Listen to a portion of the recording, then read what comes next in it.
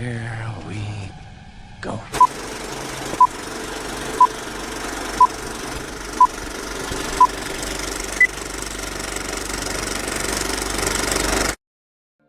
Hi, my name is Drew, and we are live with Knights of Nostalgia Dragon Quest III HD-2D Remake Part 7? 7. That's what I wrote in the title. I hope that's right. Yeah, this might be the final stream of this game. We are on course for beating it tonight, and I know it's a late start, but I got jammed up with Black Friday nonsense. Hey, Destron! Hey, what's up? How are you? Run, Arthur, run. Oh, from my opening. That's old Arthur from like Super Ghouls and Ghosts, or Ghosts and Goblins, or whatever. That fun little game where King Arthur ends up in his boxer shorts half the time when a skeleton touches him. How are you? Happy Black Friday, I suppose. Made a horrible mistake going out today. It just wasted my time. I have nothing to show for it. But, so we did a little bit of leveling. We did a little bit of fun leveling outside of Remake. We are currently on how to reach Zoma's Citadel, which, if you play Dragon Quest I, in the exact same spot where the Dragon Lord Citadel is. It's right across from Tangigal, but we can't quite get there because there is no boat that leads over there. We do have the Sunstone, which is just found in Tangigal. It's literally just in like a drawer or whatever. We still have to get the Rain Staff, and we have to go to Rubis's tower. She's the goddess. She's like the goddess that's been talking to us all game. We currently have 2 sages now. Lee has been converted to a sage, and he's currently level 23. Rome is still martial arts, but she's probably going to get converted to thief or something else, just for her endgame. Just once she learns a couple of the good moves, although her best damage move is already learned. Destron, you're still a sage, but more than likely you're going to get converted to thief as well, or some other thing that will just give you good stats. And the hero is the hero. But this is just sort of this is the leveling area we've been using. Metal slimes show up here, or I should say liquid metal slimes. Oh, speak of the devil. Can we kill it? That'd be sort of neat if we killed one right out of the gate. I have a feeling it's just going to run away, though. Oh! We might do it! Only once. Miss. 2 hits. Come on, all 4. All 4 misses! Oh, we needed, like, at least 1 hit there. It's going to run away now. Yeah, that sucks. What a waste of time. Sagetron. You've got all the abilities. Or all the spells, I should say. And Lee, I'm going to keep as a sage, at least until he's got Heal Us. I kind of would like him to learn the full heal revive spell too, but that might be a little bit too much leveling. Well, we are in Remake, the original town where you buy keys in the first Dragon Quest, I mean. Yeah, that was very unfortunate. I don't know what the odds of 4 misses there were, but probably pretty low. But either way, I think we can literally just go pick up the Rain Staff. And if anybody wants a reminder of what the Dark World looks like, it's slightly different. It's slightly different, but it's basically the overworld of Dragon Warrior 1.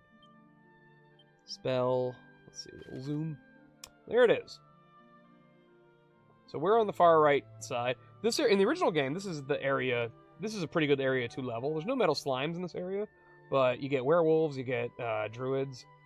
This is also where you go to level up gold, because gold men can show up. So I think we're going to warp here, because I think this will take us closer to where we get the Rain Staff. So, goal tonight is get the Rain Staff, go get the favor of Rubis, the goddess, and then we will infiltrate Zoma's lair. We may do some leveling in Zoma's lair, because it's easily one of the best spots.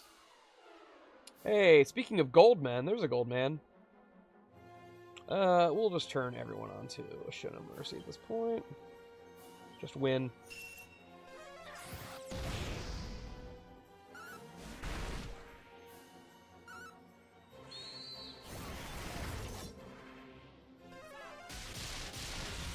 The Gold Man has taken the Gold Golem, I'm sorry. He's taken a defensive stance. You don't want to die.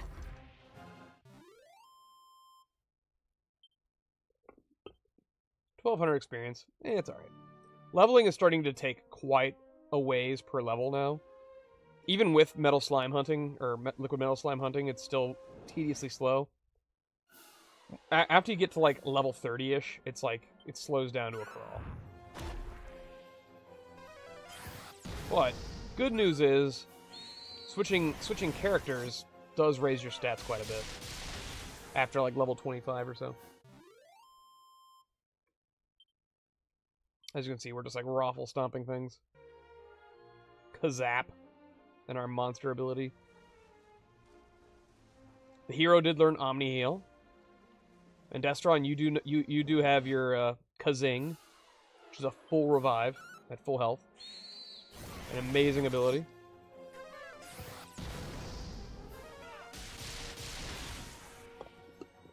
Oh, the tentacular. It ran away. That's a good sign, right? When the giant squids are just like, fuck off, I'm leaving. There's a sparkle spot here. Once we head into the final dungeon, I actually picked up a lovely hat for you. Or a lovely hat for whoever is going to stay a sage. I don't know. Either way, it's called the Duplicate hat. Duplicit hat. The stats aren't that great on it, but it does cause your character to cast spells twice in a row, or at least sometimes, which is quite frankly amazing. Double heal us, double sap, double kabuff, double, I don't know, AoE attack spell. Absolute hates smelly old humans, all except Ortega, that is. He's lovely. I just know he'll give the Lord of the Underworld a thrashing he deserves. Oh, that's right. Off stream, I did discover... so our father came down here. He's got amnesia. And then at some point, he realized he doesn't have amnesia. And that he has a family to protect, even though he can't remember them. And so he headed off towards Zoma's domain, right before we showed up. Hi there. So Ortega is in Zoma's lair. And it was me who called out to you the day you turned 16. It was you all along. I have been every voice inside your head. She's like Palpatine. Honestly, I think I might have actually been a bit blunt with you that day. Sorry about that.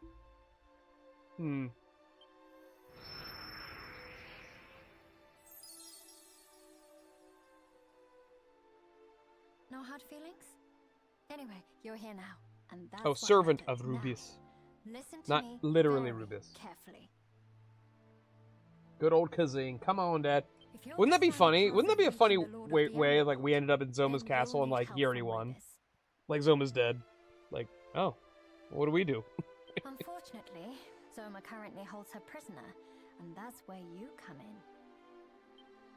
She's trapped on the top floor of a spire, locals know as the Tower of Rubis. It stands in a small aisle. Is to it the north. Rubis? I always called it Rubis. First, It's just Rubis? you'll need to find the fairy flute.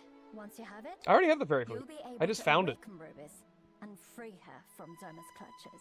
The fairy flute is literally where it is in the first game. It's right. It's south of the little pond in in the village of You Cole. already have the fairy flute. Well, that makes things simple. Now then, let me give you this stuff. You humans do like staves, don't you? Yeah. There we go. Staff of Rain. When rain and sun, the twain do meet, the rain's bow shall a bridge complete. Well, fingers crossed this stuff ends up being of use. Wouldn't you already know that it's useful? It's literally one of two things I need. It's like the other half of the MacGuffin. Yeah. No, Destron, I would say like this feels like the very mermaidy spot from the 11th game. And the seer is Rubis, possibly. It's like probably one of those things where it's like, I've gone by many names. Take care anyway. You'll be fine, I'm sure. But I'll pray for your safety. Just... Alright, Staff of Rain acquired. Wait! Is she gonna give me something? Oh, I knew what you were talking about. The only other game that has a mermaid queen, I think it's part 6 has some mermaids. I don't think the others have any. And I know you said you hadn't played 6. Ortega's lovely.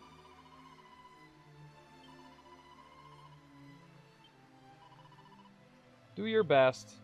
Okay. Then I'll have a reason to not hate you. Oh, she hates humans. You know what? I get that. Humans suck.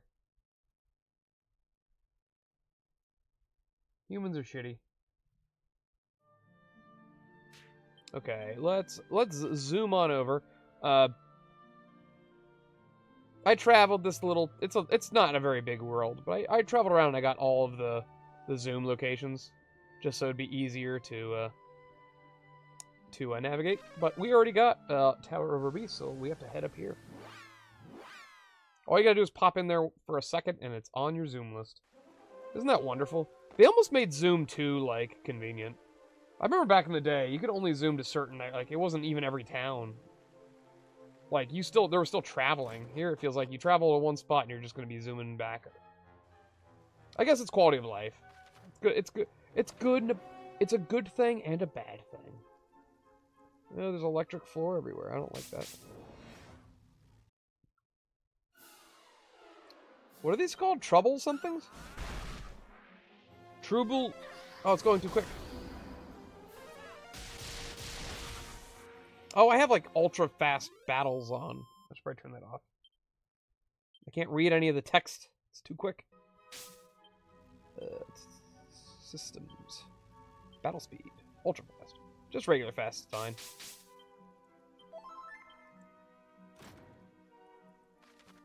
So we can go left or right? Oh, left is the way up. Deleted them. Oh, metal slimes are in here too. Oh, it's gone. And it's gone. It assessed the situation and was out. Yo, Kazap is just... it's like hitting the I win button. It does like 300 to everything.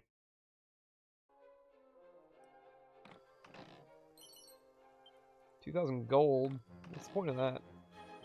Mimic.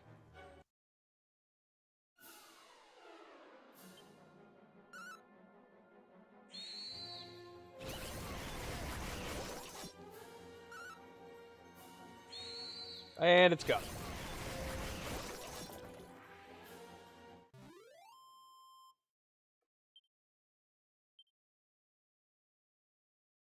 Let us see. There's something up here? Nope, that looks like a doorway, doesn't it? Well, what's over here first?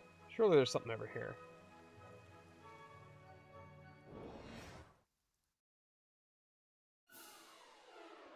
Hocus Pocus Wyverns?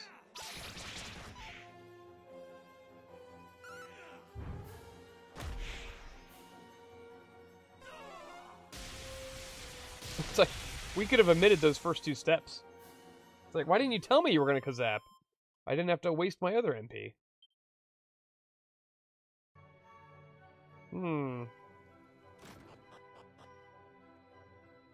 Surely there's treasure. Who's this? Why is there a guy here? Shouldst thou chance to find the fabled fairy flute, pray bear it onto the top of this tower. I already have it.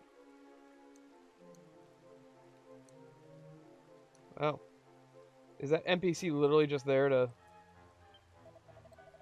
tell me, like, you should have the fairy flute before you climb up this thing? Ooh, hello.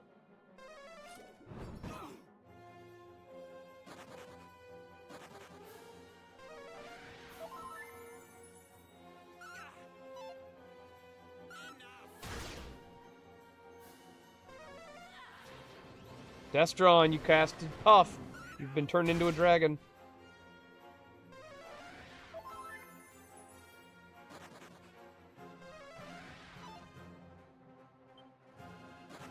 Ah. Puff is really neat because Destron, your attacks as a dragon are defense ignoring. So you one-shot metal slimes as a dragon.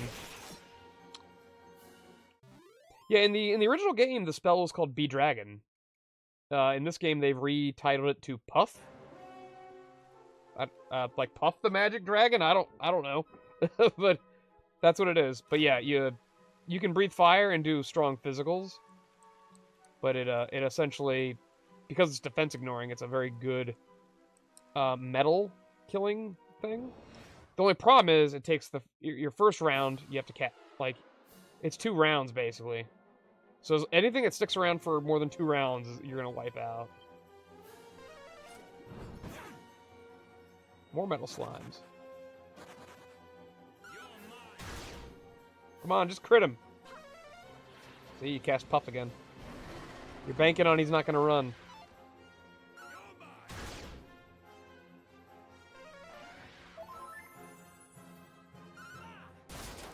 Oh, crit!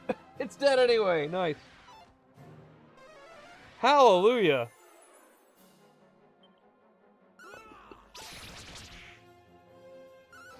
Oh, there you go. Your torrent of flames.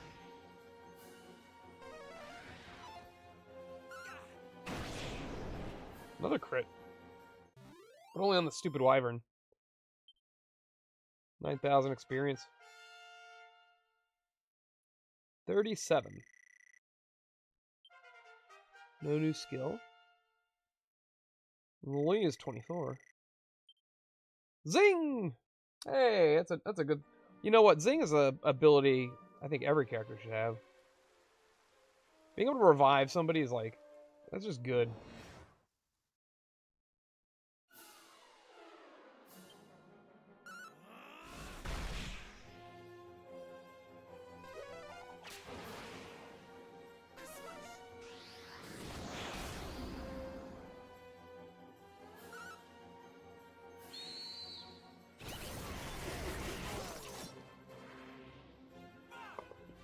I don't remember these enemies from the original game. I wonder if they're new. These like winged demon things.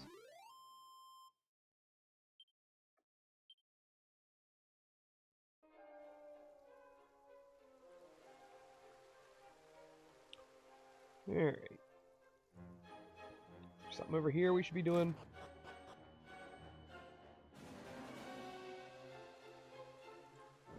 It's just empty.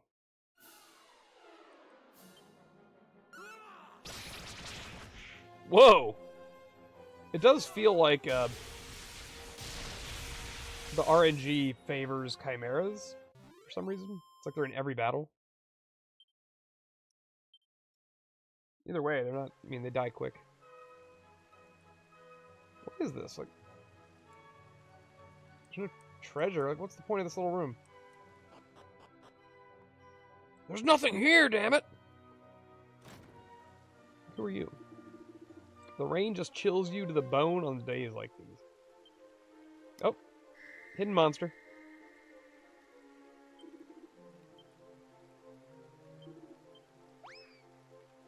We got a new one. Monty? Oh, Merida.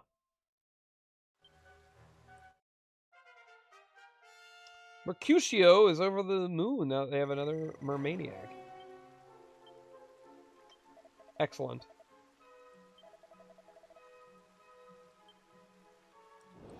Oh yeah, there's gonna be weird tiles.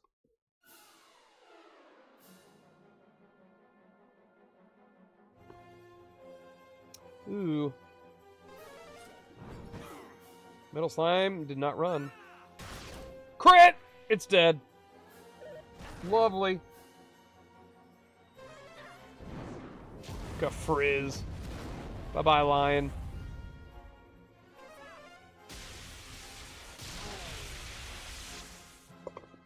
Another metal babble. I'm sorry, liquid metal slime dead. There is nothing in the universe that's going to make me stop calling them metal babbles. Oh, that was a good HP jump. 413 to 430. Learn TikTok. TikTok, TikTok.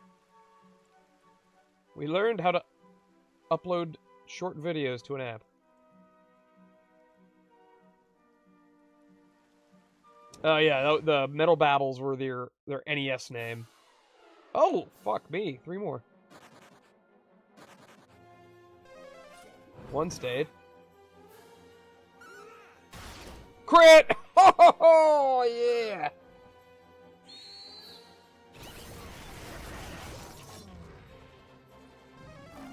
They run away more than Metal Slimes do. It's really neat seeing one stay.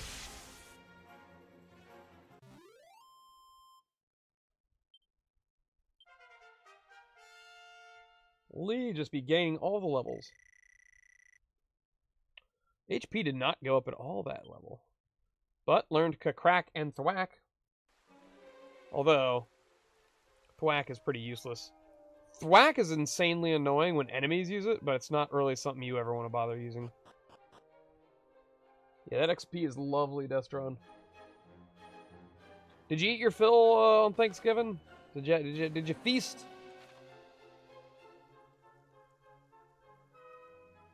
Hopefully your holiday was good. Ew. Yeah, these are like weird tiles. So when you're on them, like your entire directional pad changes. Ooh, another one. Oh, and they didn't notice us. Kill it.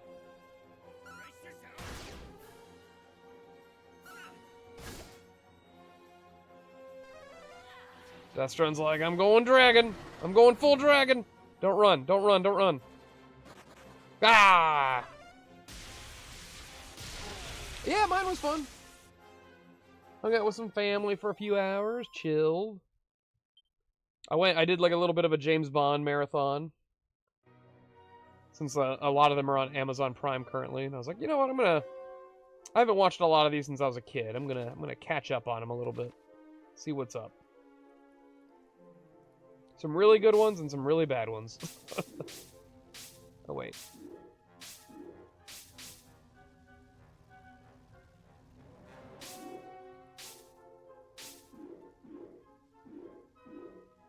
So... Alright, I think I got the hang of it. Silver Shield. Yeah, a little James Bond night. Curse the damn babbles. Of course, in the Game Boy Color version, they were called Metables.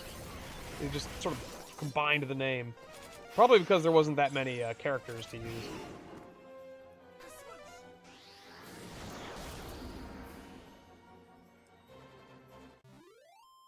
There's a sage... I can't remember if the sage stone is in here or if it's in Zoma's castle. The sage stone is a really great item. The Staff of Sentencing. That's something you should be equipping? What is that?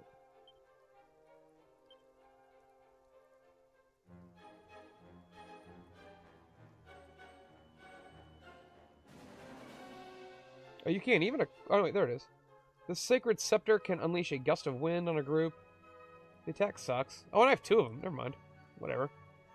What's the point of that?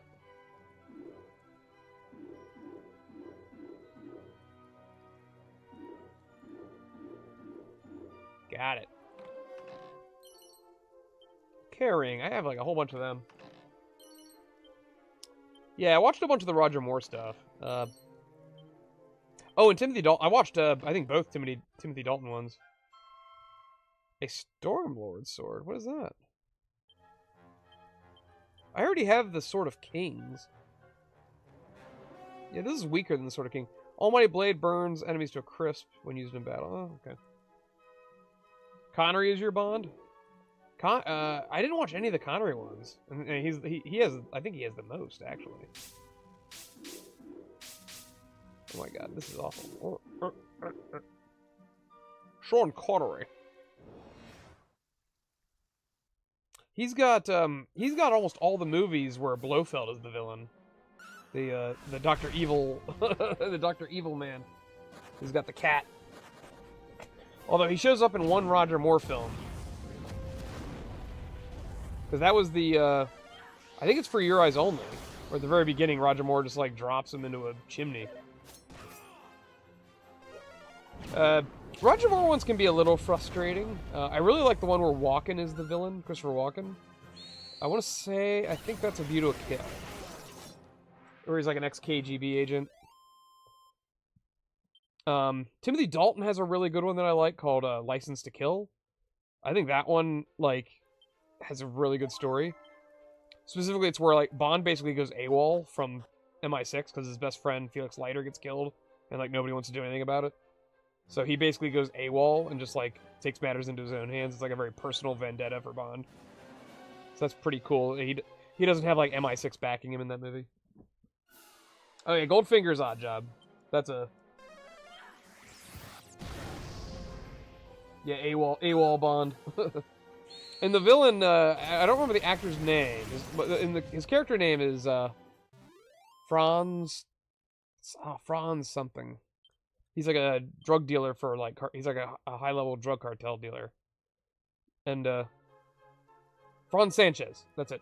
And, it's the one FBI agent, the actor, it's the FBI agent from Die Hard. Agent Johnson, not the other Agent Johnson. Odd Job, oh yeah, that's everyone's favorite GoldenEye character. Because he's tiny. He's not as tiny as Knick-Knack, though. Knick-Knack is the tiniest character in a Bond movie. He was the little guy in Man with the Golden Gun. Yeah, Christopher Lee is the villain in that, playing Scaramanga. He has a literal golden gun that's made of like a cigarette case, a lighter, and a pen is like the barrel. Why is this big empty room here?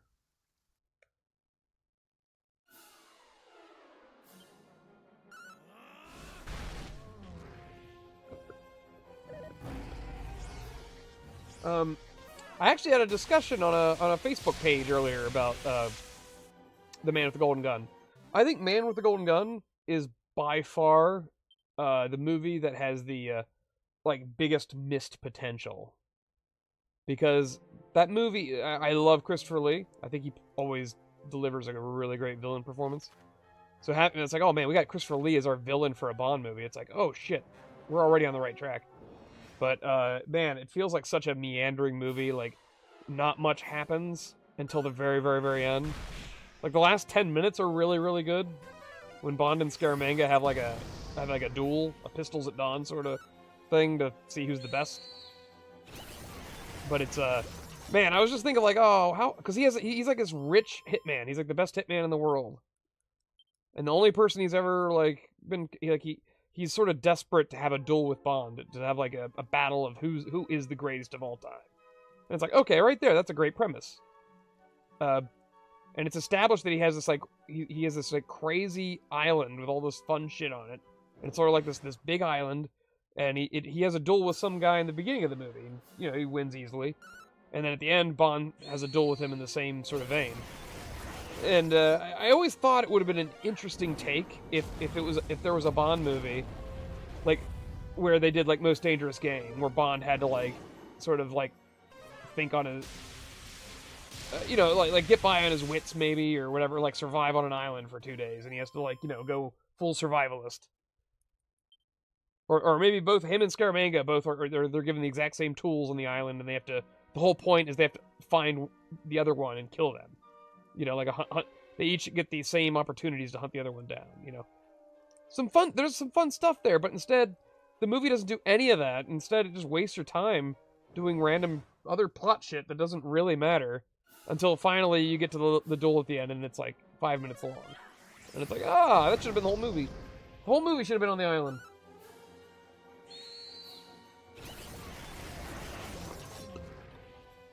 And even though I think a lot of people think the movie's like pretty meh in the Bond universe, I think most people would agree Christopher Lee's performance as Scaramanga is actually pretty awesome. And he's got his little assistant, the little fella, Nick Nack, who like it's like his butler guy, but he's it's the same actor from Paradise Island, or what was that show where you go live on the island and all your dreams come true? He'd be like, "Boss, the plane is coming." Fantasy Island? Maybe that's what I'm thinking of. Do I? I don't think I want to fall off.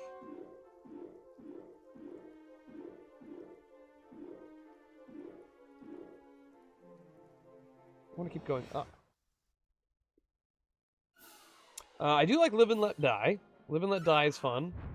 That's like more drug stuff, but that's also the only Bond movie that actually has supernatural elements. The Baron Samedi character, who just does not die for some reason. Bond kills him like 3 times in that movie. He just keeps coming back. And GoldenEye, of course, is top notch. It's one of my favorite. Like, let alone Bond movies. It's one of my favorite movies. It's just so, it's so perfectly paced. Oh no, everyone's asleep. Sean Bean delivers. Everyone delivers in that movie.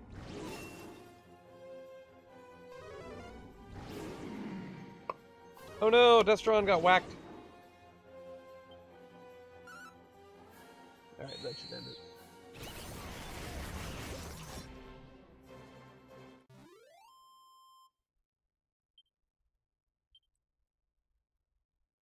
Don't worry, we've got the cure for death.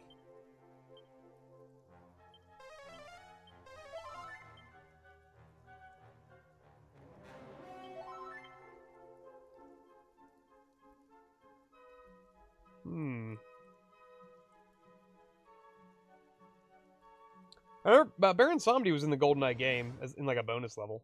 I think the Egyptian temple or whatever it was. And you have to kill him like 3 times in that.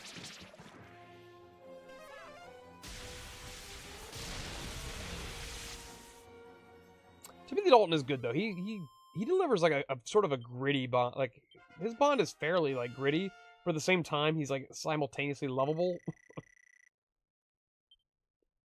Yay, we learned Insulate. Insulate is a good spell. It halves damage from breath attacks, I believe. It can definitely be pretty useful against the final boss, who likes to spam blizzard whatever.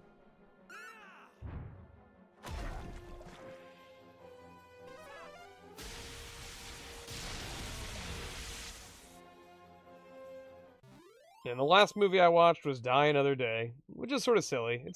It's fun in its own way, but it's pretty silly. North Korean guy turns himself into a Brit. That's the movie.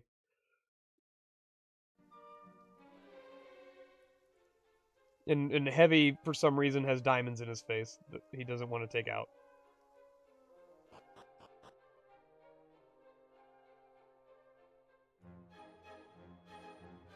That's one. That's one thing you always need. Oh shit! Maybe I was supposed to drop down because it looks like there's a. Yeah, I bet I have to go back.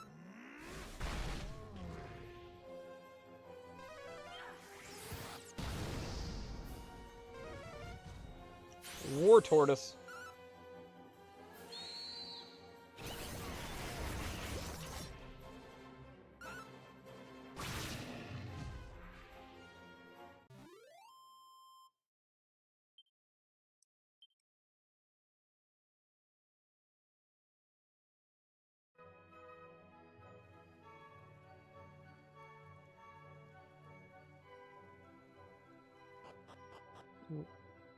I have a feeling this big room here is going to be, like, bogus. Oh, shit.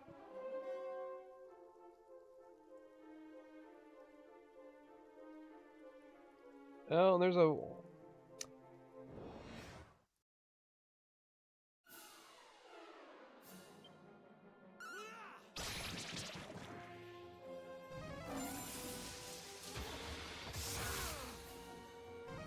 We have to be very careful on these on these platforms.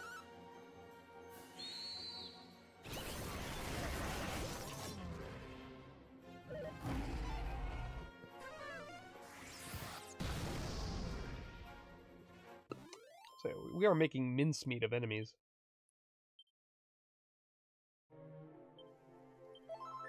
But if you give them enough turns, they make mincemeat of you. Squawk! We got a wyvern. Buddy!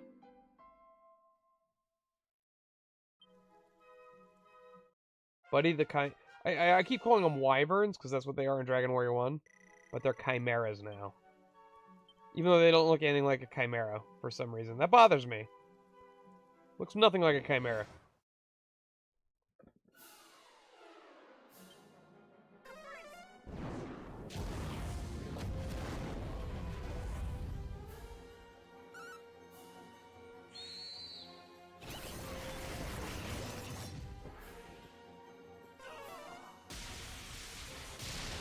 Zap!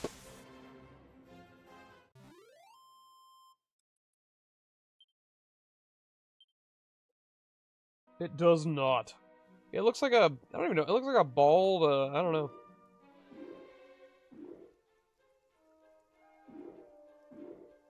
Hey, I did it. A suit of auroral armor? I want to equip that probably, right? I got the spiked armor on, but the auroral... Oh my god, like it's like 40 more... 30 more defense. And it reduces breath attacks? Oh my god. Yes, please. Now, can anybody else equip the spiked armor? Because that's some good stuff. Looks like probably no. No. Alright, let's fall.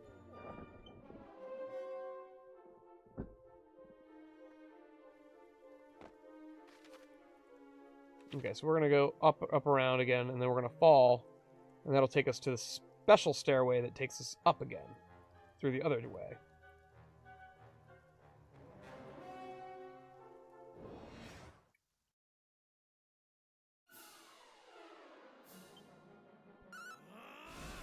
The trash in this place goes down without much bother.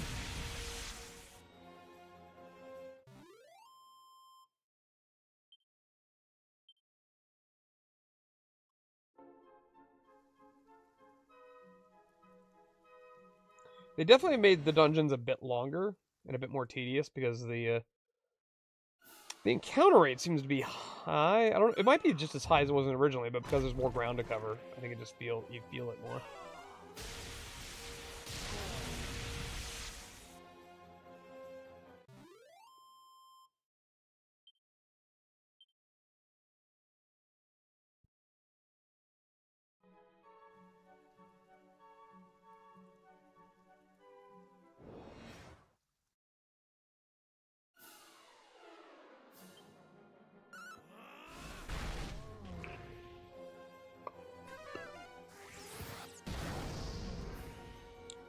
Yo, Kaboom is also winner chicken dinner. It's like 200 to everyone.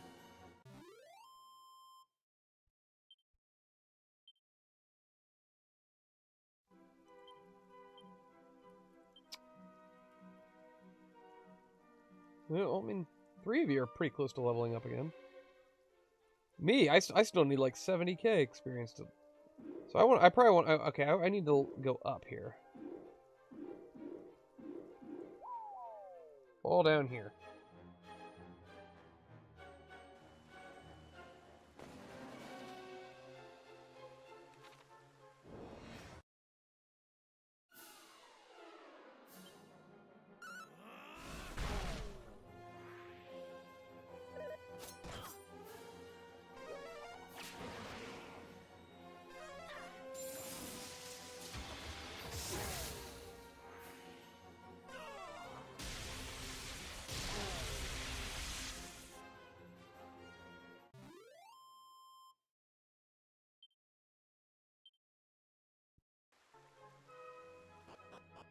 In we go. So yeah, so left takes us up. What's over here? Something nice for us? No? Just a big old empty spot?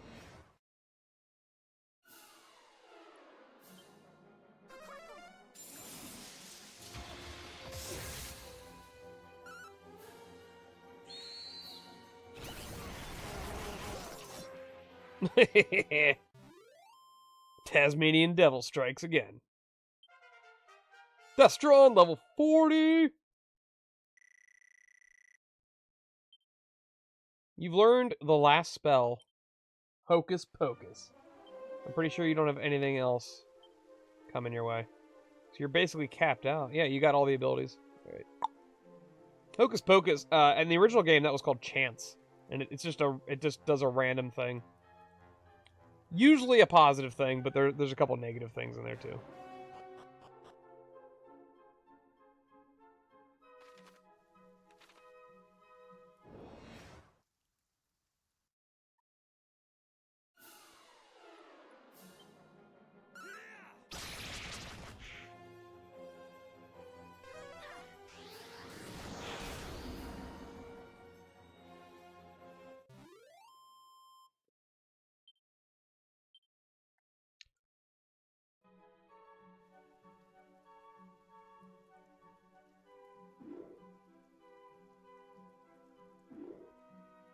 Yeah, I don't think we want to fall again.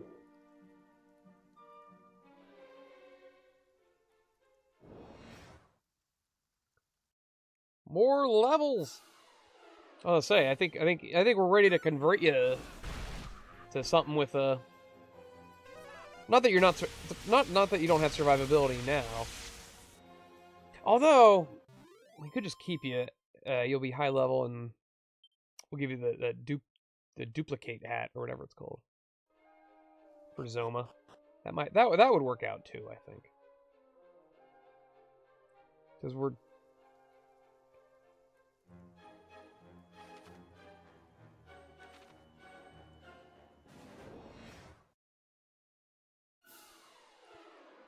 I think that hat can only be worn by a sage or a mage. So we definitely want to have at least one sage that can use that ability. So yeah, well, you know what? You know, executive decision. You're staying a sage. For the duplicate spell hat.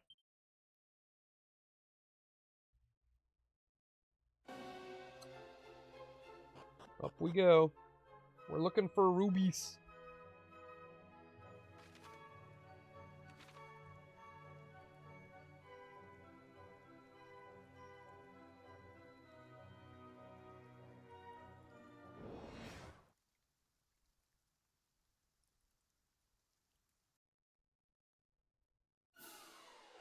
A little bit of a delay there for the battle for some reason.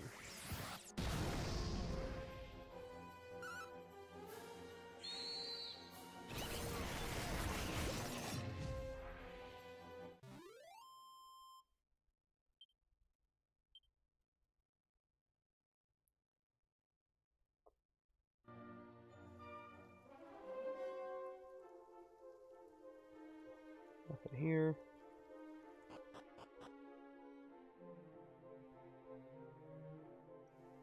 Well, this looks like the top. Yeah, it is.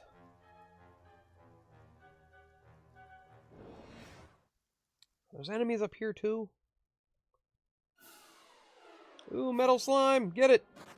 No, it's gone. There's a bear.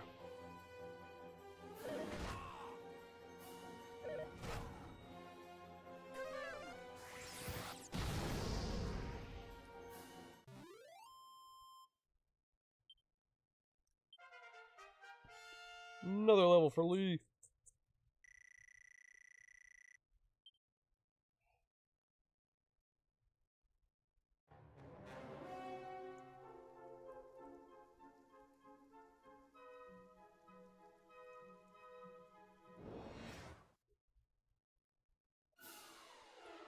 Oh, it's a dragon!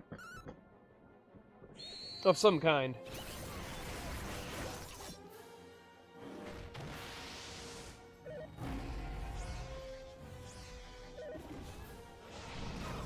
Infernal Serpent.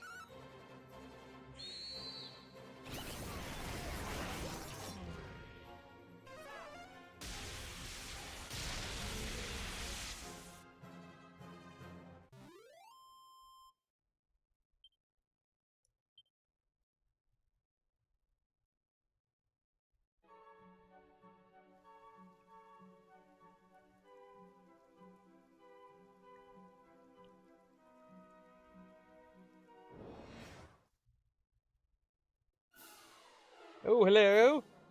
Hello, Mr. Metal Slime. What do you got for us? Nope. One stayed. Crit it.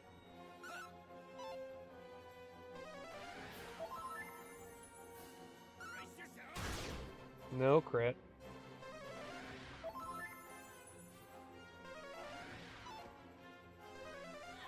Destron's puffing. He knows. Oh! It's dead. That hellfire will destroy it.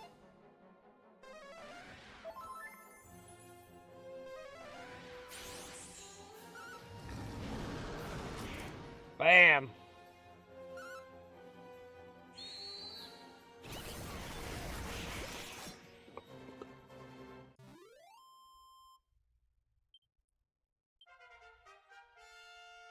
$38. No HP or MP? Learn multi-fist. That might be one of... I think that's one of the last abilities for the martial arts. Martial artist.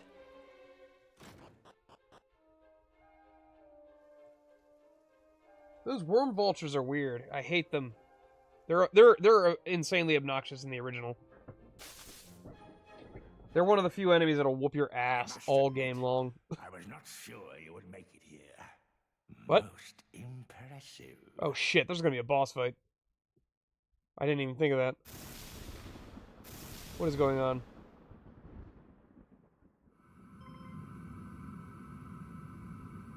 Soul of Baramos? What does that mean? What does that mean? They say you are the strongest of your kind. Well, I will be the judge of that. Today, you are faced with the Lord of the Underworld's mightiest servant. Do not perish too quickly. It's palette swapped Baramos. I want to savor the fight before gorging myself on your juicy innards. Why does he always want to eat my guts? Oh god. Oh god, he's got help. Alright, all orders. This is interesting. I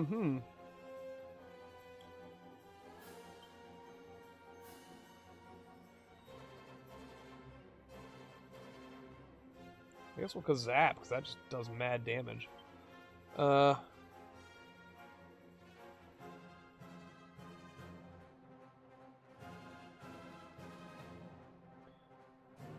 Feel like I want to insulate.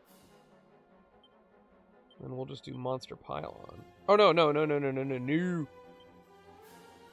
Wild Side. Monster Pylon.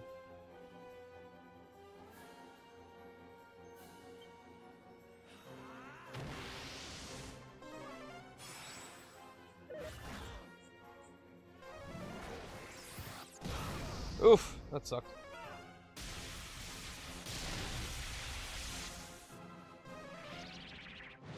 Oh, this thing's cast Kabuff. Which is fine. I don't think my abilities are affected by that shit. Okay.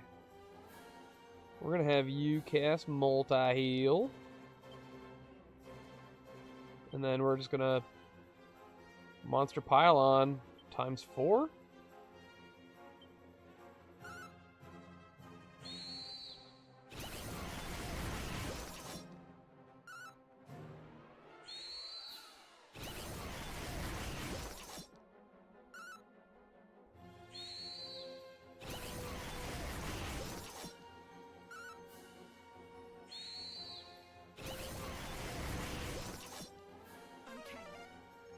Nice. Got the multi-heal off. Oh, one of them's dead. Alright, we got this. No, Destron, don't die! Ah, I told you not to die! Alright, that's fine. We can hopefully bring you back. We can rebuild you. We have the technology. His goons are dead.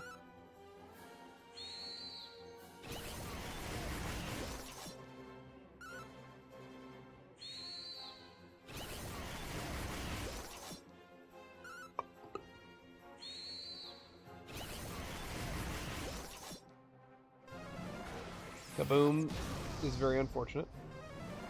×2? Oh, and it missed. Shit. Okay, well, I think I have to Omni Heal.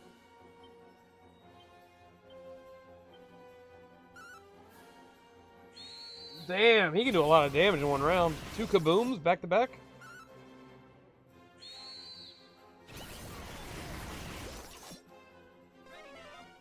Alright. Woof! Back to full. Oh, he critted Rome.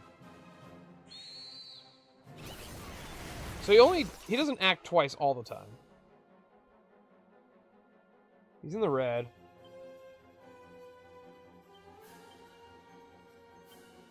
Okay, let's try and sing Destron back. More monster pylons. Let's get that damage. Zerg.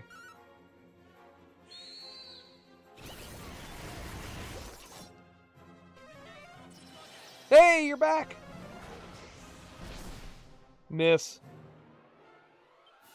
Alright, I think now we just attack. Attack, attack, attack. Multi-heal.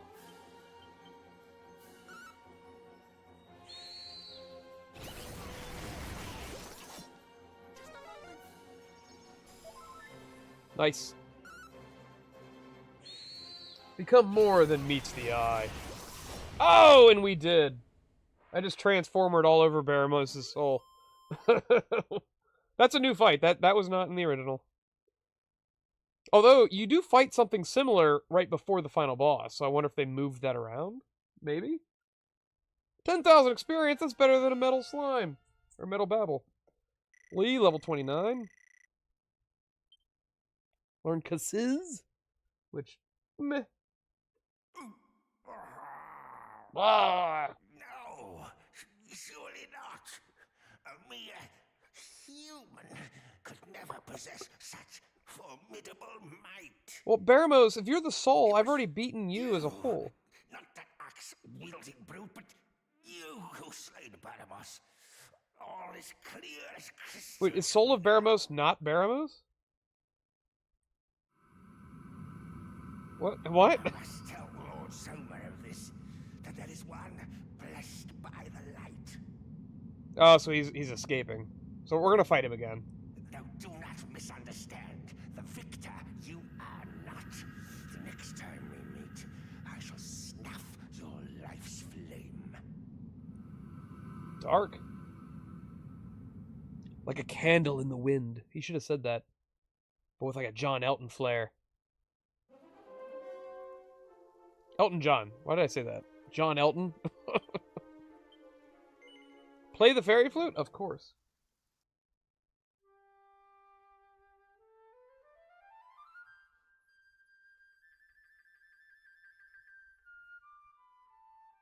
It's just like Fantasia.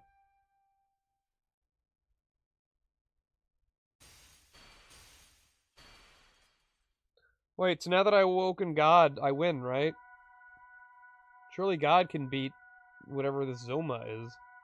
Zuma? Zubu Mabubu?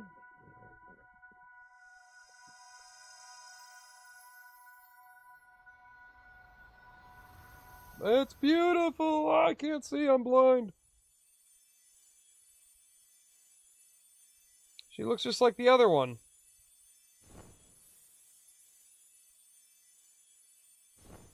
Why is she wearing like a Victorian era dress? Thank you 1,000 times over. But allow me to introduce myself.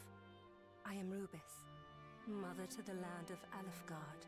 Whoa. Long have I waited to lay eyes upon the one who might save the realm in its darkest hour. Rubus. I see you hold the sphere of light. It seems we are all in the Dragon Queen's debt. She died for us. When confronted with that orb, the veil of darkness that guards Zoma shall clear like clouds after the rain. We must stop the Lord of the Underworld. Oh, that's cool. Whatever the cost I like that. may be. His very existence threatens not just Alefgard, but life as we know it.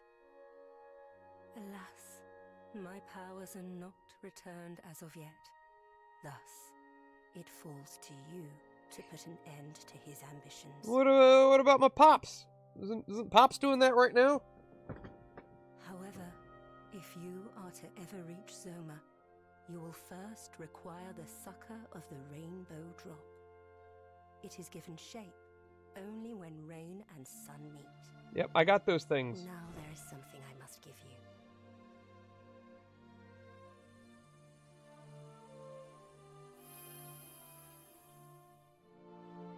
What? The sacred amulet. And with that, you must depart. What does that Seek do? out the most hallowed of sanctuaries, bearing the gifts of rain and sun.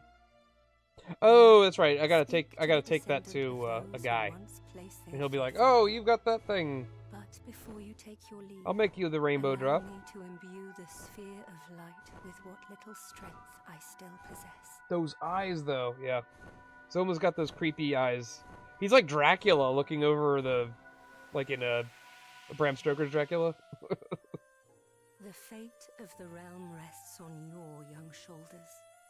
I know it may seem daunting, but you must persevere. Well, I'll do my best. Though you can go safe in the knowledge that I am watching over you, young hero. That does not fill me with the joy I had intended.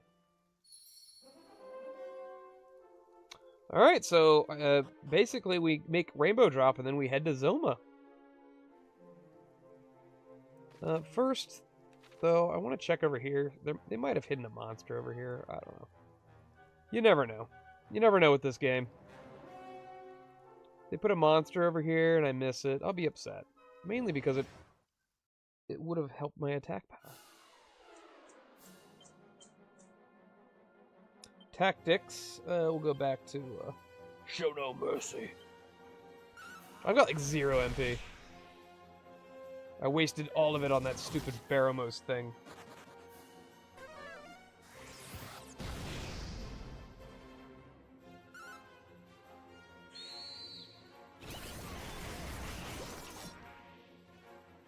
Yeah, so that monster attack is still doing like 400 damage a pop on a single target.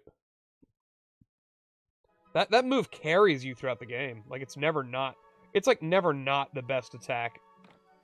Because it doesn't seem to be affected by defense. It always does like fixed damage. I mean, hell, it can do up to 4 damage on a metal creature too. It's interesting. It's like, and I guess because the Monster Wrangler's a new class, they wanted everyone to experiment with it, and so they made it like broken. Well, not broken, but just like pretty OP.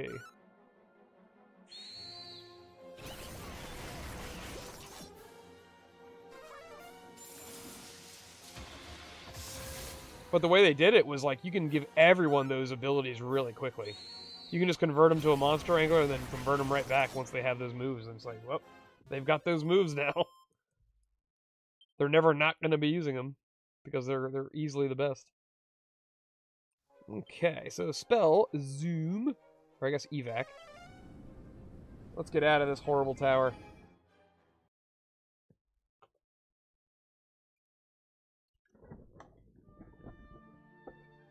Ooh. Graffiti Highway. Trogs. It's got a lot of lore behind that in the central Pennsylvania era. There's a whole town in Pennsylvania that's like basically evacuated because there's like coal mines and there's like a fire burning under the Earth's crust like perpetually, and they can't do anything about it because of the coal mines. And so they had to evacuate the whole town because it's not safe to live there. And that's what that's all about. Alright, zoom.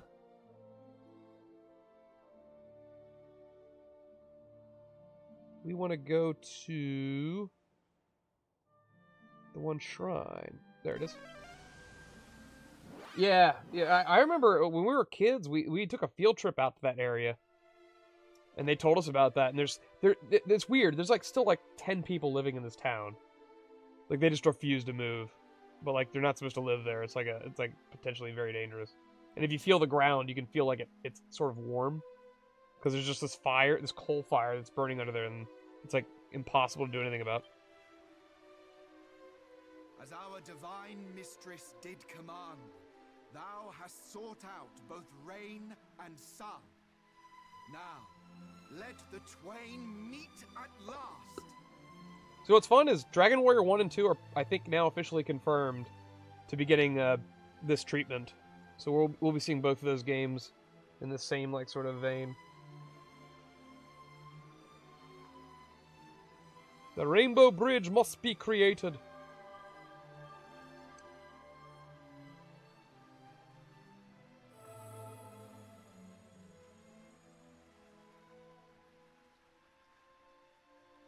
Raise thy hands and receive of her gift. You know, one of the there's a post-game boss, like super boss, and it's basically Shenlong from Dragon Warrior or Dragon Ball. And if you beat him, he'll grant you a wish. You get like one of 8 choices for wishes, and then you can go back to him as many times as you want and fight him. And you have to beat him in like less and less rounds Her will to get the other clear. wishes. Heimdall, yeah, Rainbow Bridge, very. This is thy path. I mean, they're obviously taking a lot of liberties with lore, Swedish, Norwegian stuff. Make for the cape to the northwest of Rimmeldar. I like in that I think it was that one anime I showed you, To the citadel, where dread Zoma Vinland Saga. awaits. There's like a scene where they're all these Norse warriors, or they're like just laughing about like Christianity. It's like, did you see that god that they worship? That little guy on the stick? Man, that guy doesn't look like he could beat up anybody or kill anybody. Like mocking the crucifix because Jesus doesn't look like a warrior. I was like, you know what? Back in the day, that probably was how it was treated. Like, why are you worshiping that little guy on the stick?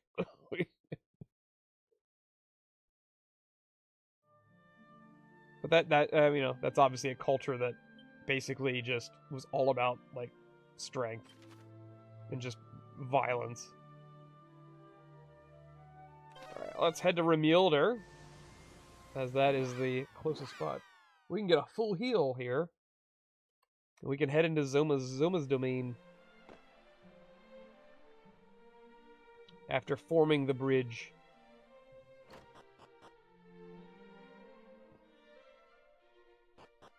Ah, damn it. This reminds me of, was it Resident Evil 0?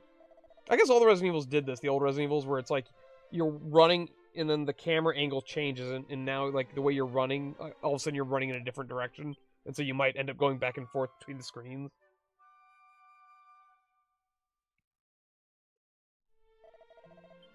And it's like obnoxious. It's like, oh shit, I didn't mean to go that way.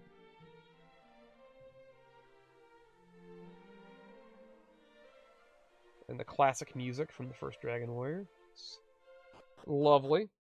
Back in Dragon Warrior 3 era, like, oh my god, 89? 90? That was like, it was the coolest thing in the world, where I was like, oh my god, I'm in the world of part 1. Like, what does this mean? One, I didn't know what it meant. I'm like, wait, what? Why are we here? Is this a sequel to Dragon Warrior 2? Like, a literal sequel? Because Dragon Warrior 1 and 2 connected. Dragon Warrior 3, up until this point, looked like it had no connection to the other two.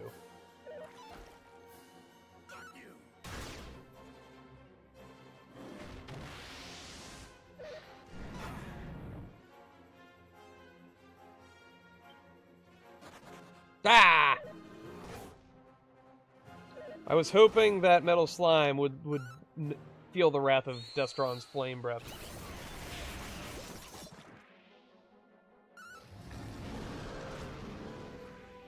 It's so rare to see a metal slime stick around for more than one round. It does happen, but it's really not too often. You almost really have to get lucky with a crit early.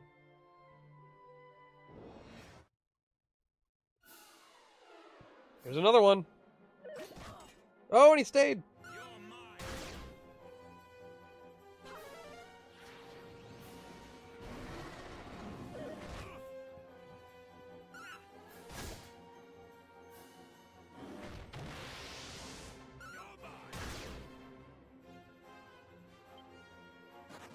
Yep, he's gone.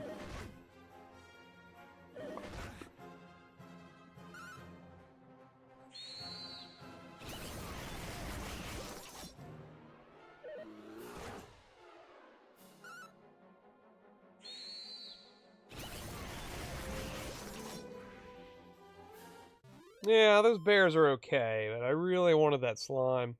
And unfortunately, there's no trick in this game, as far as I know. Like in 11, you know, well, with the pet pips, and you use the, you save your game, of course. So if it messes up, you just reload. But you, what is it? You use, Jade, Eric, and the hero to double experience. Then you use Jade, Sylvando, and the hero to do the big wheel, specialty wheel thing. And if you're lucky, all the enemies will turn into Metal King slimes. And then you just critical claim your way to victory.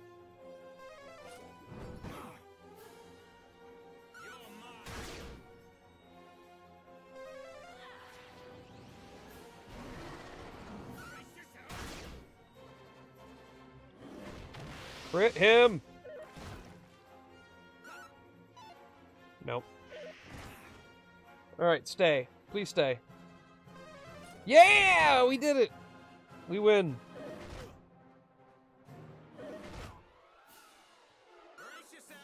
Sylvando is the GOAT. He's the GOAT for like 90% of the game. I'm sure there could be an argument made for like end game, like late game, post game. Whenever Hustle Dance loses its luster,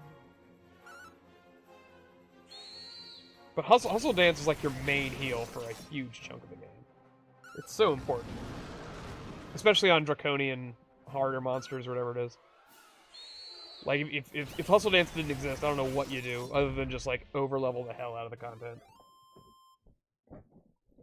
Hustle Dance is super important against, I think that spider boss.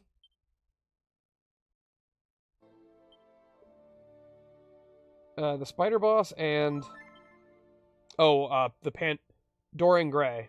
Dorian Gray is a bitch.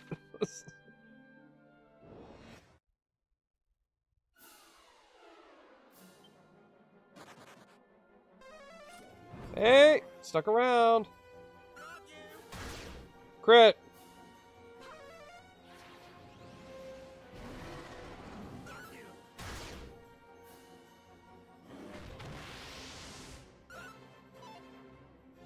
Ugh. Yet. Oh, Destron, when you become a dragon, you're apparently immune to breath attacks. That's neat. And there it goes. I didn't know that. The only problem is once you're a dragon, you're uncontrollable. It's not really something you'd want to do in a boss fight.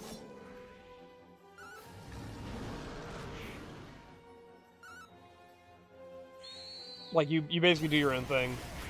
So yeah, against a big boss fight, it's like, I really need you to heal. I need that heal us, Destra.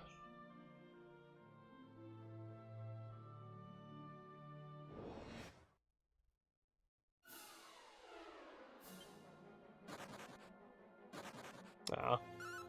That's so lame. It's like, why are they even there? They're both gonna run immediately. What are they doing? Boss is tricky? On hard, yeah. Bosses, yeah.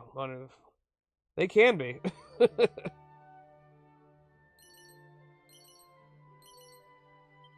Hey, what are these, like, little, like, rock stuff? I don't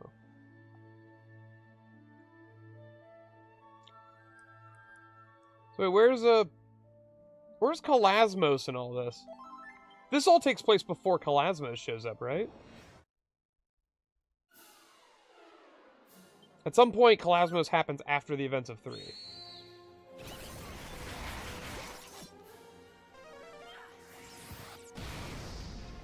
Like, where did Kalasmos come from? Is that ever stated? It looks like an alien or something, like some sort of creature from another world.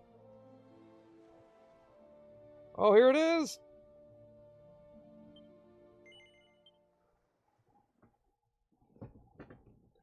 Yeah, he's like the ultimate evil or something, right? But he looks like an alien creature, which is weird.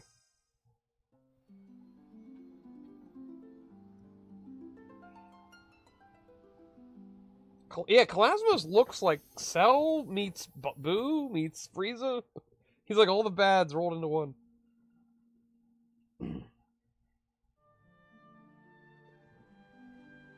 Oh, it's beautiful.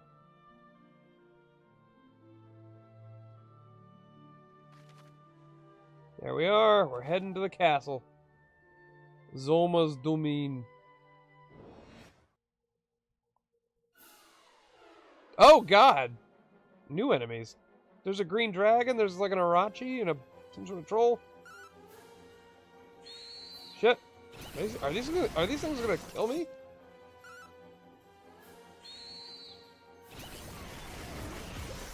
Ah, never mind. We got the troll down. The great troll. Nope, they suck. Kazap still makes mincemeat of them.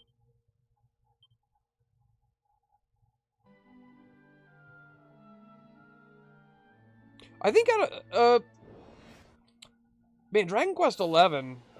It's upsetting that Akira Toriyama's passing, but I do wonder how much influence does he still have on the monster designs? Because Dragon Quest XI had a lot of cool monster designs, like some really nice ones that I hope stick around.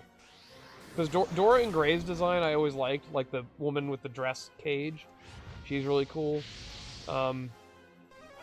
I really like what's the monster that the sun turns into from the Japanese town? He always looks cool. It's like a dragon mixed with like a wolf. That's a really cool enemy.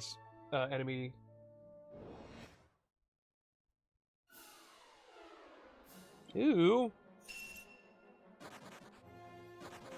Oh, they frickin' both ran away.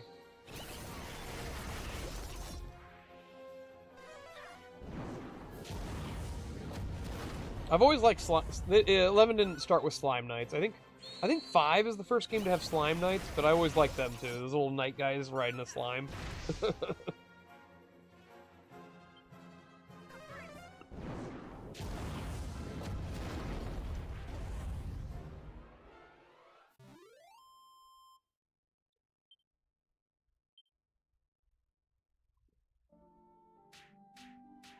Oh no, Poison Swamp. Get out. I remember one time, this is a while back, I played a Dragon Warrior 1 randomizer. And like, as soon as I left the town, the entire opening town, or Tangigal, was surrounded by swamp. Like, in all directions. And I was like, wait, what? I only had like 7 HP? Or whatever. I had like very little health. And I couldn't walk more than a couple steps before dying. I was like, what am I supposed to do? I can't go nowhere. I had to basically like it was sort of buggy, but I figured out a way. Like there was an enemy I could beat. There was a really easy enemy that I could beat by like going in and out. Like I had to basically trigger an encounter before I died. And the enemy dropped a lot of experience, so I leveled up a bit and got health. But at first I was like, what do? I can't go anywhere. I'm stuck. Secret spot. It's not really secret. They say these are secret spots, but it's painfully obvious that there's something there. Seat of defense. Is there a monster here? There is a monster somewhere here. Seat of life.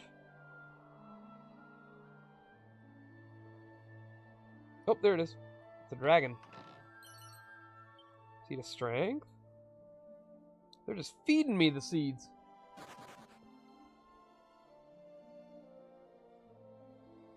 The monster sniffs your considerable scent and flees? Oh, do I have to use that, like, musk? I think that's what I have to do.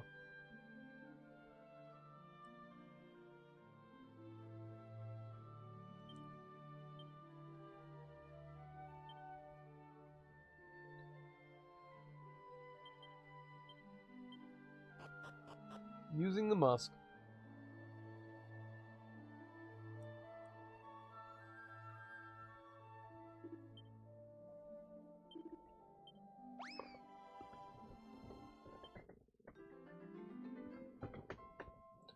Sauron has joined us. Join us.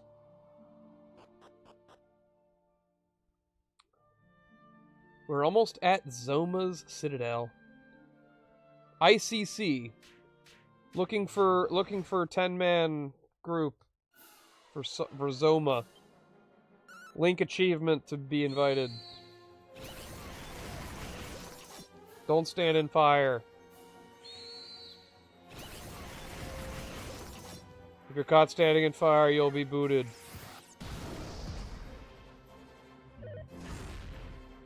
The Great Troll hits for 44. A punk. He wishes he was Sauron, the Dark Lord. Sauron and Vader were both Dark Lords. Ooh, kill him.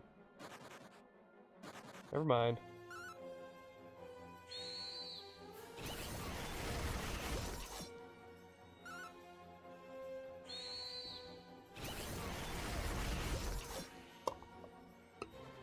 The gold golem. He's got big old cartoony eyes. Those cowards, Destron. They don't want to be slain. I guess I can understand that.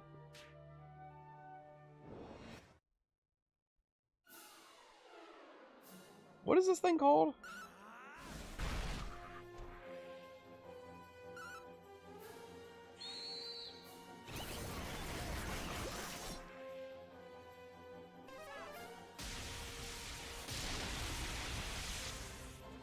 Oh, just Hydra. Alright. I don't remember this enemy. There's a mini boss coming up that looks like him, but I don't remember just like a trash mob that looks like him.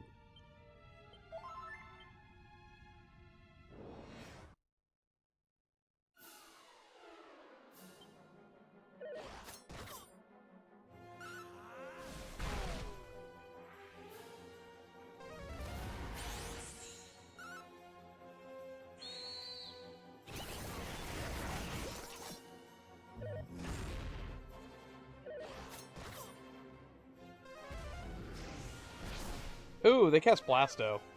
That's unfortunate.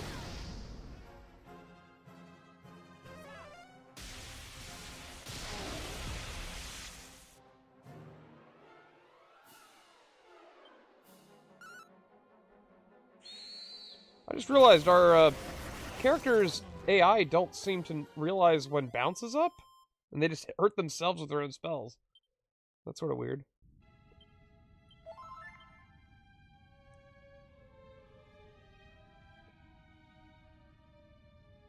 So if this is anything like the original, we gotta search. Oh! Look at all the slimes.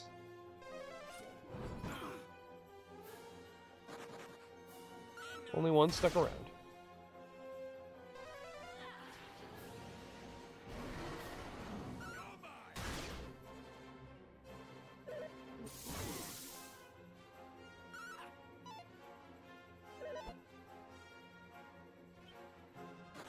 Really?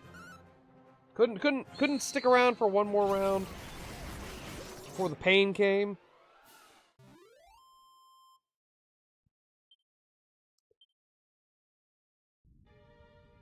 Well, enemies aren't too bad so far. Oh! Oh, they didn't notice me. That's wonderful. That means we get a freebie with the dragon then, maybe. Or at least, as long as one of them sticks around.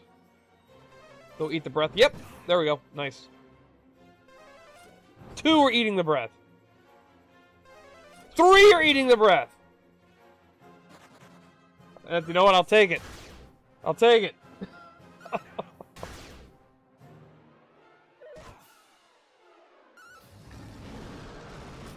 Bye-bye.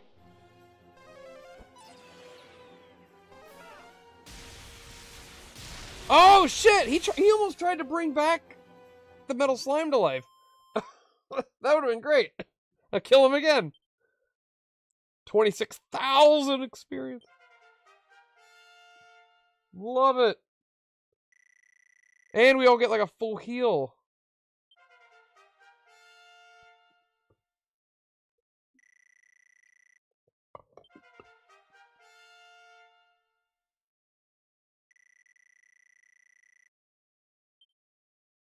Got Frizz, got Swoosh, and Fade. Most of the spells were pretty uninspired. Multi-heal is the only one I really want him to learn. These dragons really aren't that bad either. These are the original. This is like the original dragon boss from the first game. The one guarding the princess. Ooh, Inferno sucks. Almost 100 damage to everyone. Destron, you gotta be leveling up soon. You didn't level it up from that much experience. That means you definitely have a level up coming. Yeah, 2,000 more. That's like one more battle.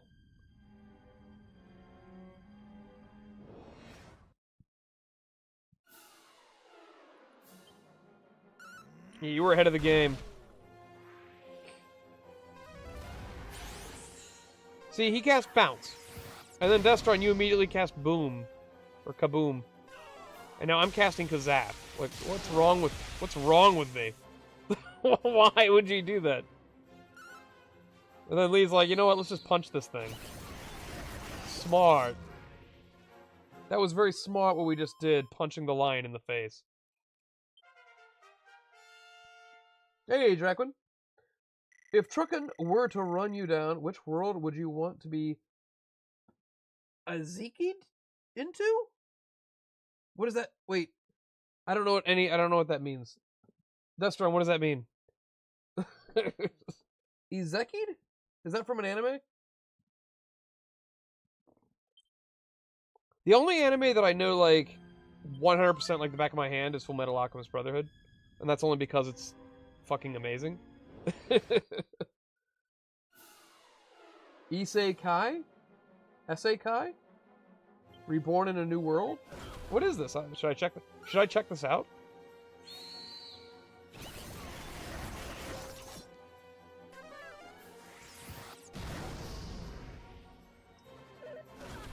Yeah, just poking around in Full Metal Alchemist.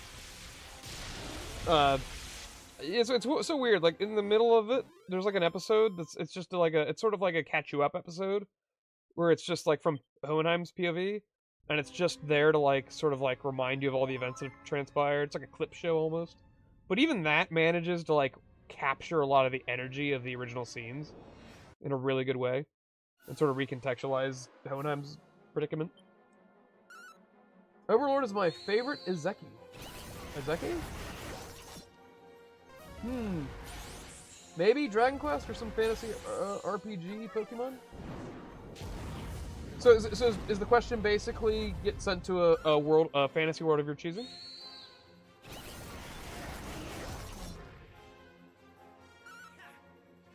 Is that what's happening? Izeki is where you've been transported to another world. Truckun is where is a meme because it was a great deal of Ezekai. The people get there through death by a truck. Oh. He gets hit by a vehicle and gets reborn into another one. Oh, that's sort of fun. Any fantasy world, huh? Oof. Oh man, I mean I adore Final Fantasy VI. But I don't know if I want to live in a world where an evil clown becomes God. Yeah, something fun. You know what? Full Metal Alchemist. Probably. I love that world. That world, I mean, that's a fun world. Oh god, these statues want me dead. Star Wars, maybe, if it's got a good writer behind it. Shield Hero is an Izeke, for example, since the main character got summoned there through a hero summoning spell. Yeah, Dragon Quest... the problem with Dragon Quest, though, is, like... the gameplay is fun, but, like... the characterization's usually pretty mid to, like, eh. Like, 11's the only one with some really, really good thought-out characters with fun idiosyncrasies. Like, in this RPG, for example, like, I feel like my party aren't even characters. We're just there to kill things.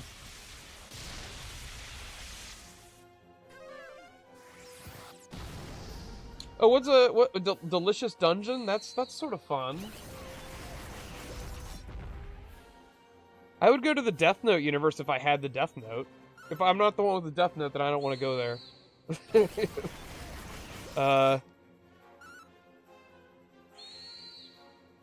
Sword Art Online, maybe? I don't know. As long as I don't get my brain fried.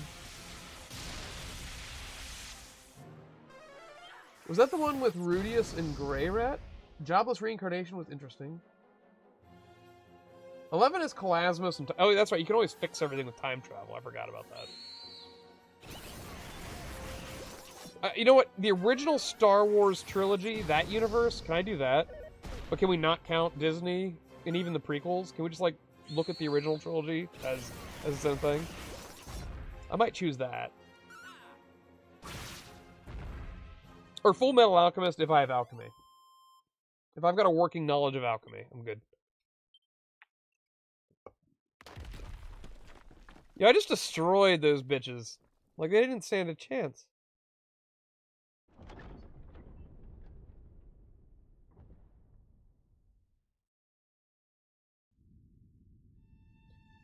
I don't believe those are... in the original, I don't think these exist.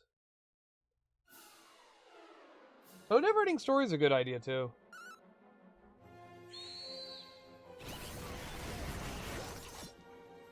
What about the Dark Crystal, where everyone's Muppets?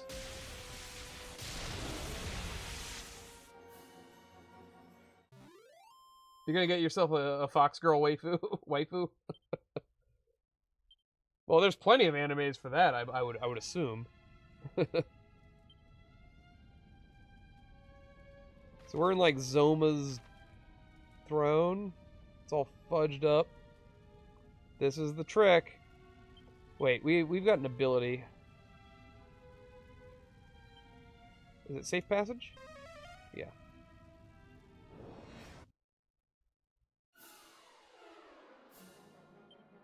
Oh yeah, you know what? World of Warcraft wouldn't be terrible, and neither would D&D.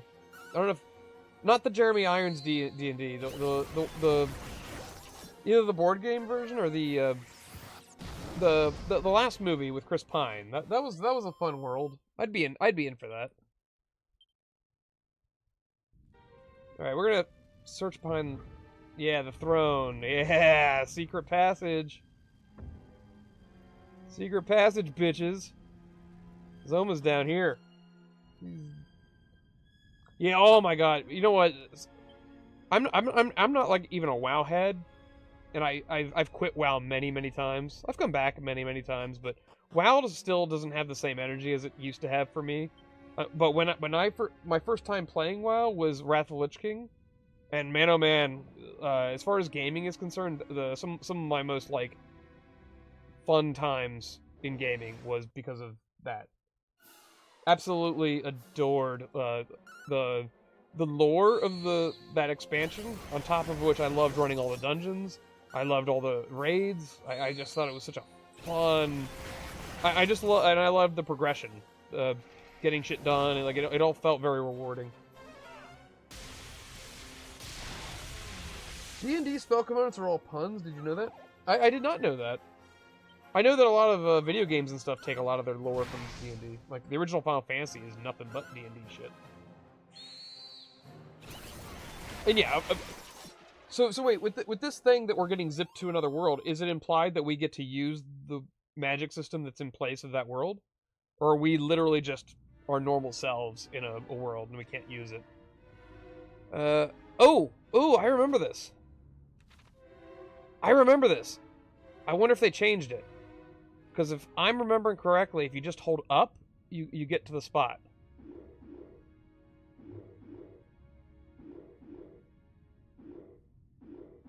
I'm just holding up.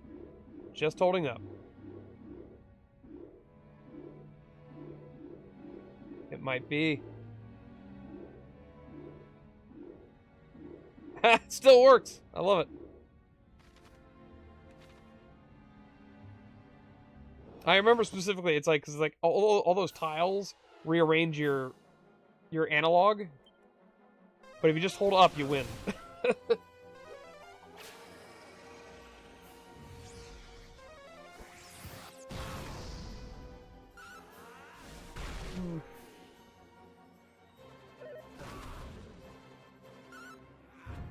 Yeah, we're getting like beat up. I don't like it.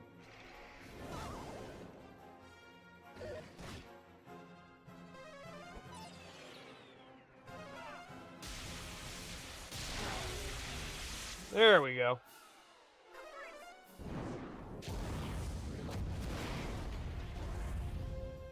I like the spell to read someone's mind requires copper coins or such, basically a penny for your thoughts. There's another spell that causes a wind or something that requires beans. Destron, I think it depends. Radius Greyrat was born in the fantasy world, so he trained his new body to master magic. RE0 was cool for a season. I hated... Re-Zero? For some reason I thought that was Resident Evil 0. Was cool first season. I hated second season. Wait, what about... did you guys ever hear of this other one? Somebody else was telling me about this other one called, like, Fate/Zero. Is that a good anime? Should I be watching that? You know what I do need to watch? Because this is another thing that's been requested to me to death, is Berserk. Is Berserk really good? I've been hearing a lot of good things about that, too. Oh, Fate Zero? Is that what... Yeah, that looks right. Yeah.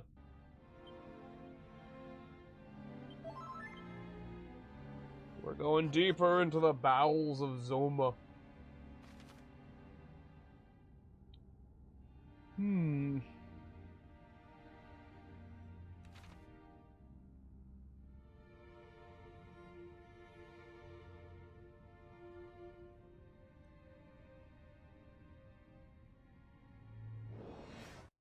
There's a chest back here.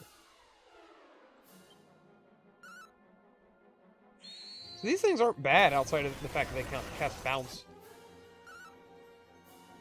And AI doesn't seem to know the difference between not casting spells when bounce is up or not. Oh, there we go. Here's a good one. A spell called Friends. The spell component is a small amount of makeup applied to the face. Friends? So, that's like a pun? Makeup to the face equals... Yeah, I was like, wait, what's the pun there? I got friends and...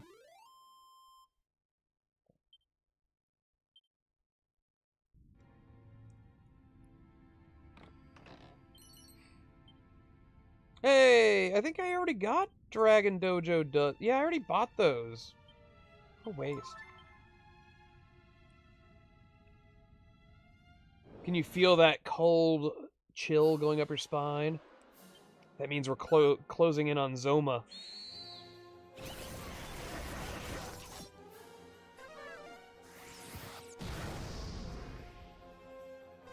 Look at all the Gloomnivores.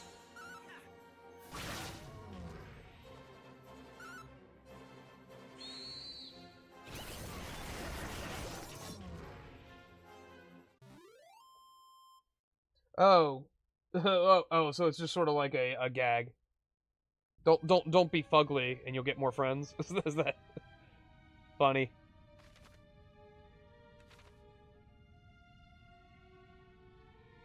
I like it when there's like weird funny stuff like that in games and stuff.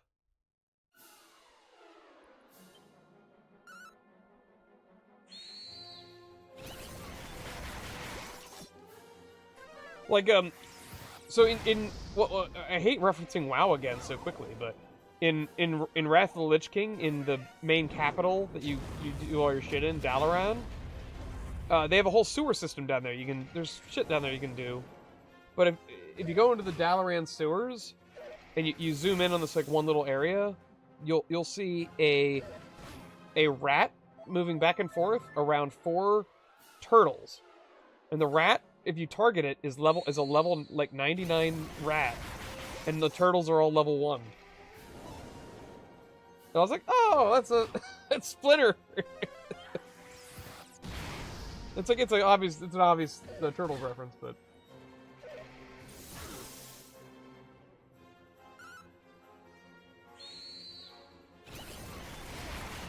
also there is a bar in Dalaran, and as soon as you walk in, the NPC bartender will drop a line. I forget exactly what he says, but it's something that Lloyd says to Jack Torrance in The Shining. When he walks up to the bar, and if you target the bartender, you'll notice his name is Lloyd. It's like, fun little Shining reference. I dig it. A group of icemen? What? What did that say?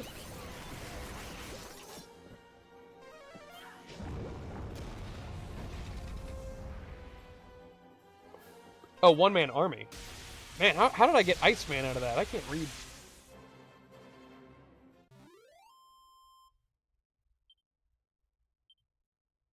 $1,400 experience from that.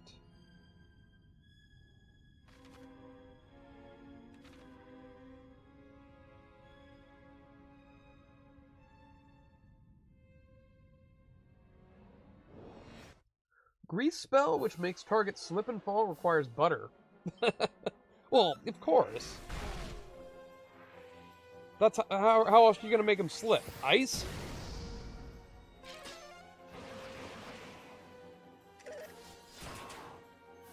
Oh, this thing can crit. It's not good. Oh, God!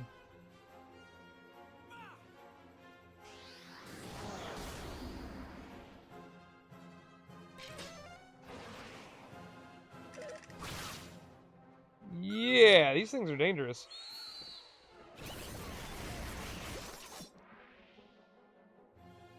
We will repair.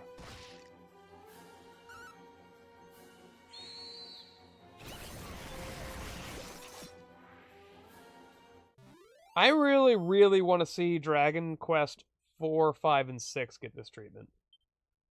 And if they do, I know it's going to be probably a ways down the road, but it would be lovely to play 4, 5, and 6 like this. Specifically 5 and 6. 4 I've played to death, especially through randomizers and that sort of thing. But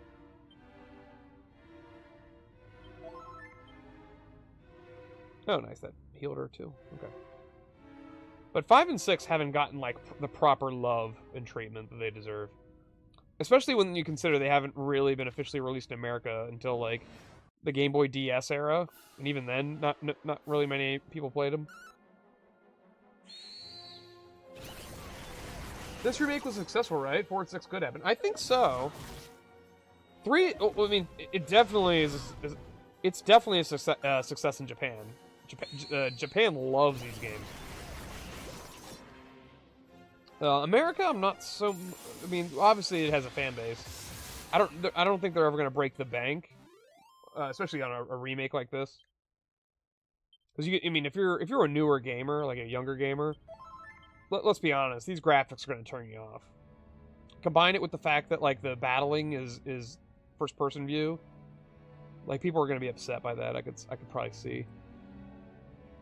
I mean, I love it because I grew up with this shit. Like, it doesn't bother me at all, but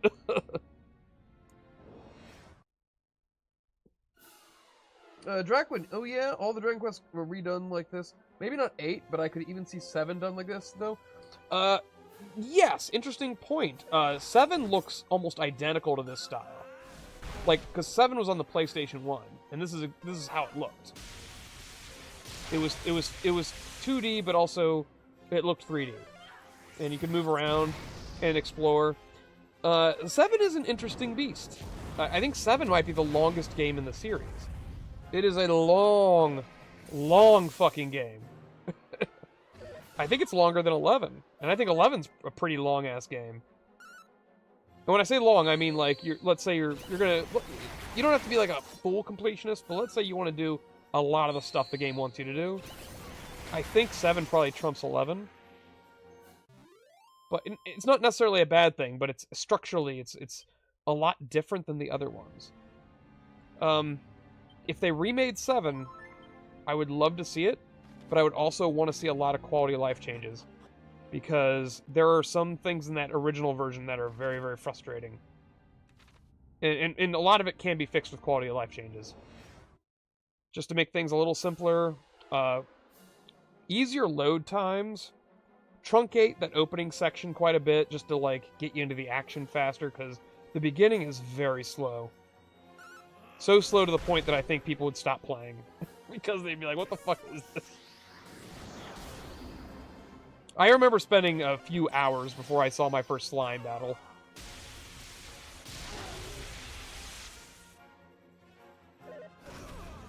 Found a spell, Gust of Wind, spell component beans. Yeah, that's a joke. Beans and broccoli. The broccoli is so it smells bad.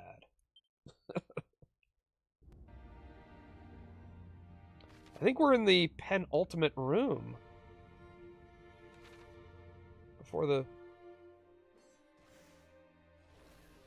Oh, we're getting this. We're getting this scene.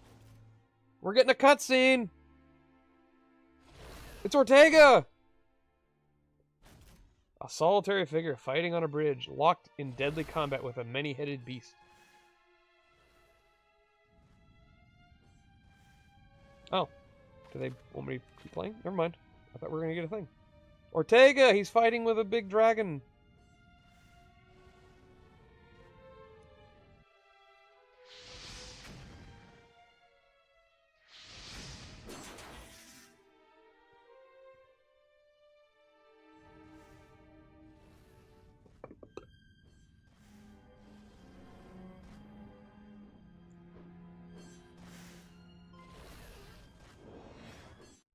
The hell?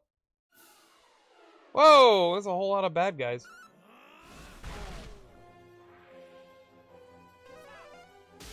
Luckily, Kazap will ruin most of your Christmases.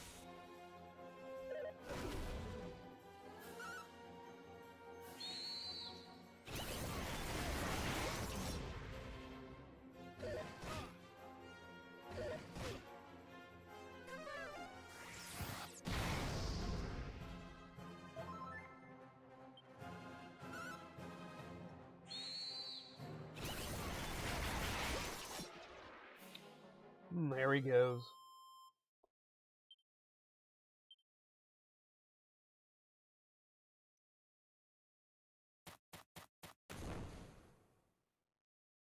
Ortega! For stuffing! Oh no! What the fuck? He just teleported out of there? Milk, beer, garlic combo, weaponize that exhaust. Oof, that's too much.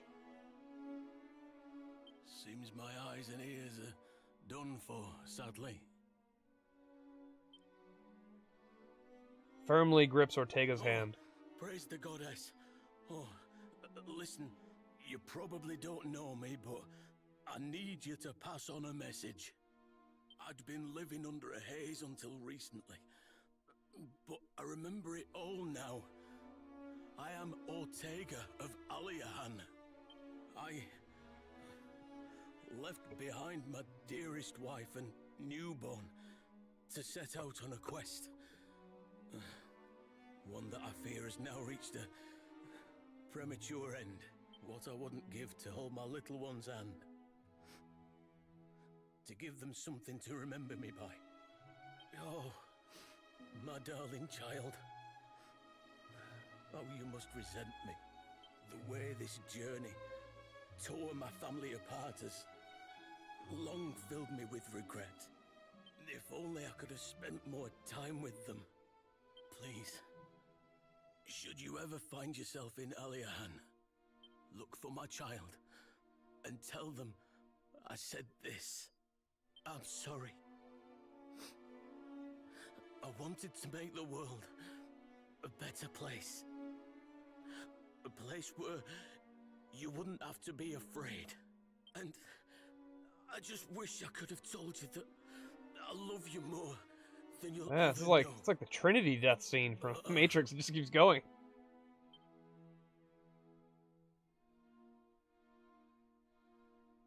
Did I at least tell him I'm the son? I know I'm like the silent hero, but isn't that like important information? Oh, he's gonna go Super Saiyan. He's got the Gohan look. I cannot forgive you.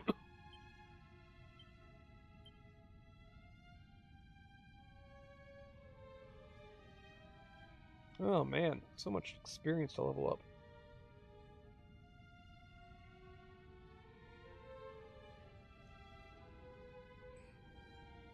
Yeah, if you ever want, like, a topic to go viral, just go onto, like, a Dragon Ball group and just say, like, yeah, Kid Buu is stronger than Buhan. And congratulations, you now have a viral post. Because there's gonna be so much fucking debating. I got caught up in it once. I was like, never again. Yeah, Super Saiyan 2 Gohan, that's the shit. Especially because it does feel somewhat set up. That Gohan's hidden rage was... It's like, okay, when's this gonna pay off? When's it gonna pay off? Cell! Yeah! Payoff! And it's a great payoff. Finally, we get closure on what that shit is. And then the Buu saga had to go and undo everything. And then just create endless debates. And nobody wants to actually accept the simplest answer. Akira didn't really care. It's sad, but he didn't. There's stuff in the Buu saga I do like. But it's poorly written. There's a lot of shit that contradicts each other. Like, there's stuff that doesn't make sense, just outright. I like when Krillin defeated Frieza because Kakarot Cake was busy fighting Virginia. Carrot Cake. I've watched that video so many times. Come on, Electra. Show him what it means to be a true Japanese, or whatever he says.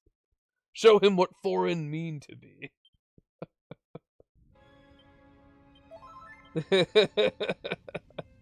That's a wonderful video. Yeah, Mr. Satan and Mr. Buu. Fat Buu and Satan, that's some good shit.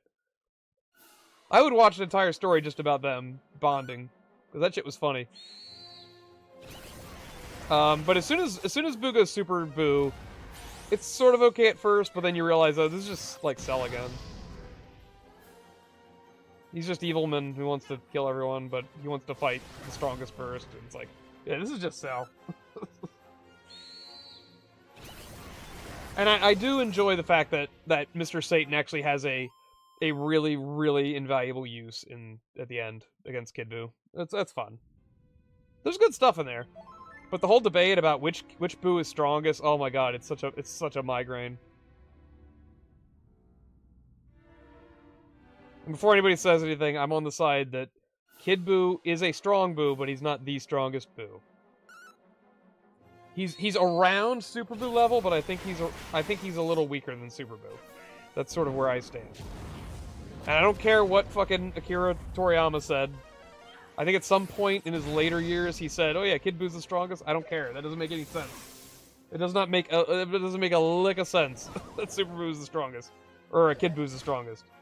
Because Vegito was needed to even touch Super Buu.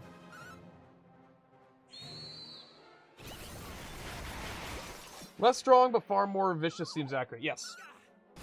I was gonna say that's what the weird translation is. In the English dub, I think Supreme Kai flat out says, "Oh yeah, he's the most powerful one of all." But in the manga, it's most dangerous, which is already sort of weird. But like, it's like okay, but it's just like you gotta go by what the story tells us. Goku and Vegeta basically knew they could not fight Super Buu. I think Goku flat out tells Vegeta, "We can't leave Buu's body now because as soon as we leave, Buu will kill us. We don't have a chance against him." Goku thinks they don't have a chance against Super Buu. That's how he feels. In which case, he does not feel the same about Kid Buu. In fact, he seems pretty damn sure he can beat Kid Buu. Now, he doesn't, but his confidence alone should be enough to be like, okay.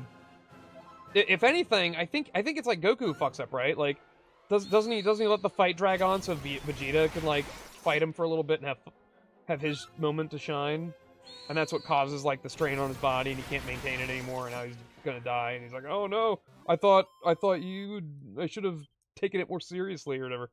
It's like, Goku, this guy blew up the planet Earth. What do you mean you're not taking it seriously? I mean, I guess, you know what, this is the same guy who gave fucking Cell the Sensu, so I guess I shouldn't expect logic from Goku, but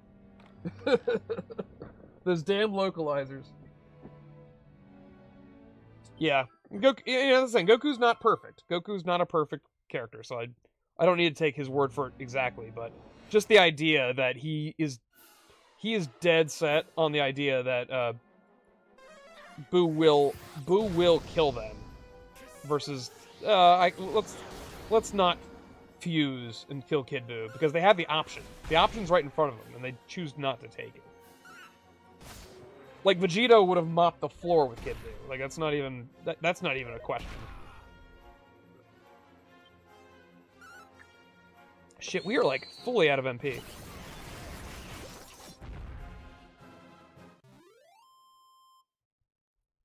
Luckily, we have all those Mega Elixirs we've been saving. Oh, Lee just got a freebie there. Hey, you just learned multi-heal. Even better. Alright, how close is everyone else? 32, 50, 20. Oh my god, they're so far away. Sage Stone! There we go. So that's gonna go to Rome then, because she's the only one that doesn't have a good multi-heal. That way everybody can multi-heal. Oh my god. We are living the life.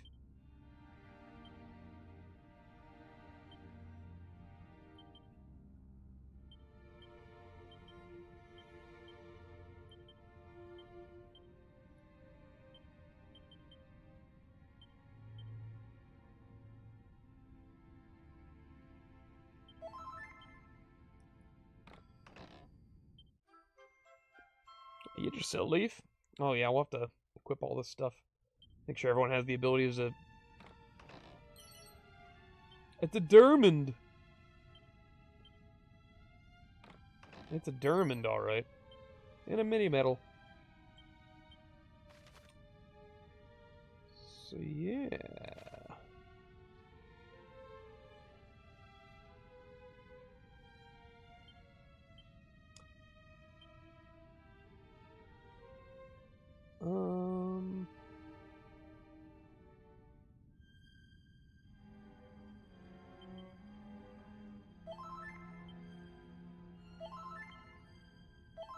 There we go, just to get us through this room.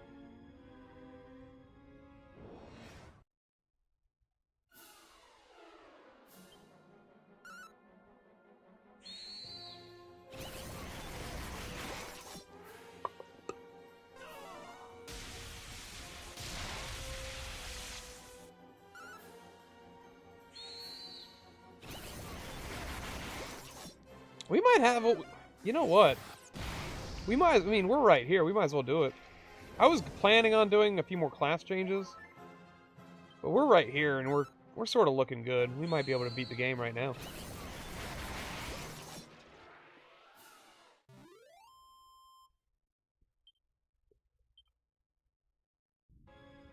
We have a few mini-bosses to take on, including that bastard dragon that just killed our pops. Is there anything up here?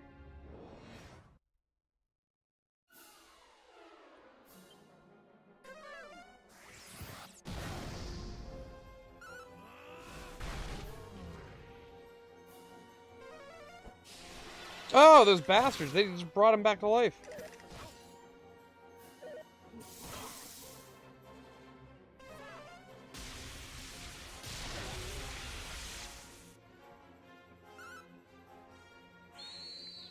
Well, now you gotta die.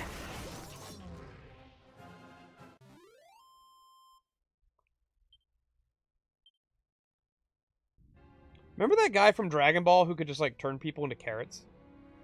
It was just like a rabbit. It was just like a big old bunny. And he could, like, he had, like, the King Midas thing, but it was carrots.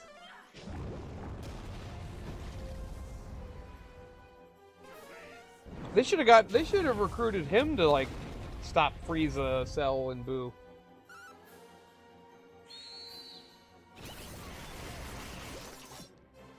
Or gotten the Devil Might guy. You have him use his evil beam on those baddies. Could the Devil Might man have made Frieza's heart explode? With his, like, negative energy beam?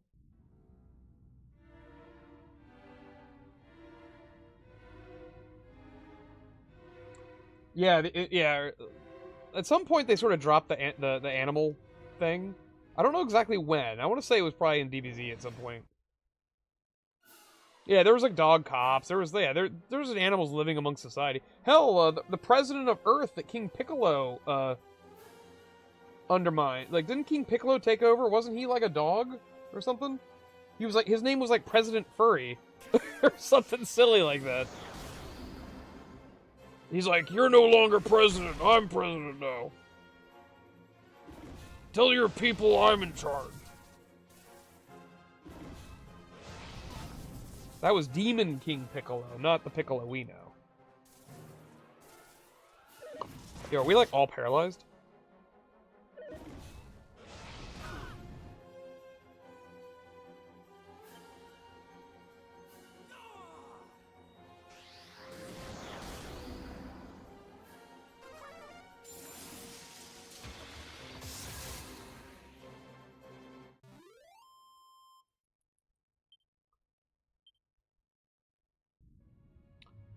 This might be the stairway to death.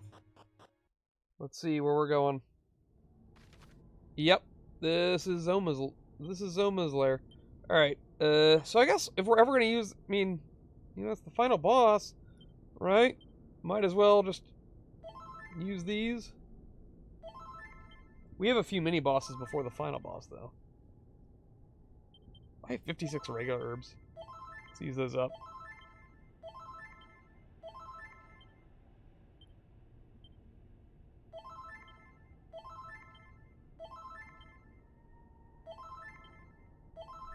Well, no, it turns out Demon King Piccolo was not inaccurate. Was he not? Is he still a bad man? Piccolo is Kami's... Yeah, Demon King was Piccolo's evil side, but then he gave birth to Piccolo, but then refused back with him to become...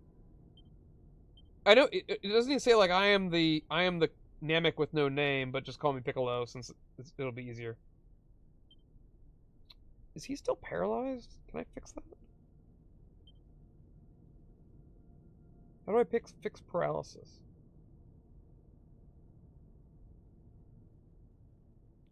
I think you just walk around. There we go. All right, so we're full health. We're full everything.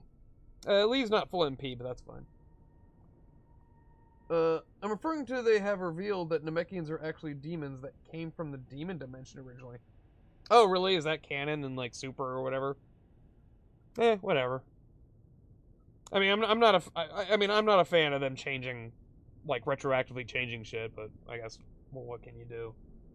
I'm probably not gonna. I'll eventually watch Super. I don't know. It sounds like it's fun. Sounds like it's also gonna be irritating. I don't know. I know there's an evil Goku at one point that shows up. Yeah, I'm not. I just stop. It's like stop changing shit. Oh, it's from Daima. Daima, the one on Netflix. Oh yeah, I definitely didn't watch that. Just watch Goku Oh, because Future Trunks shows up? Evil Goku shows up. I know Frieza comes back. Here you are at long last. Here Is in Evil the Goku a place good of villain? Like, is he fun? sacrifice. I am Zoma, bringer of oblivion. All life shall be sacrificed to my glory. All shall despair. All shall kneel. Oh, we did it. We're here. The final boss. Offer yourself. Good time for a lollipop. Arise, Double Ippa. my minions. Obliterate them. Let me feast upon their suffering. He's an asshole villain. No good qualities. Well, that's good. Well, that's a good. Those are good things to have as a villain. Oh, there's that bitch.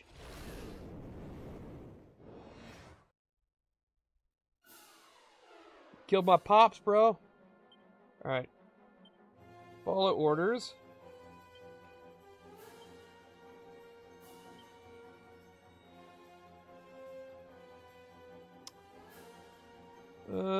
Falcon Slash? Spells.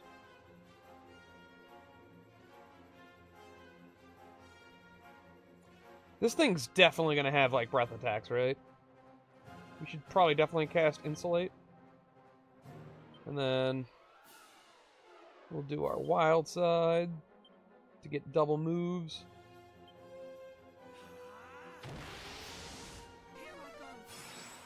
Yay, we got our protective coating on.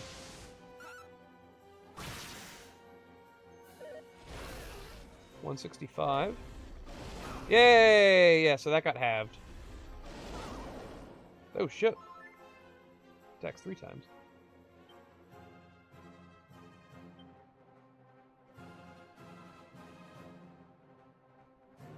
Hmm. 2 people are asleep.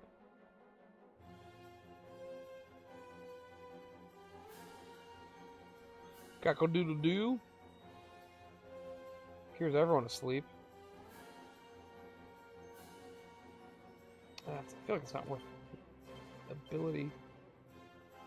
Oof. What do I want to do? A crackle. Abilities. Oh shit.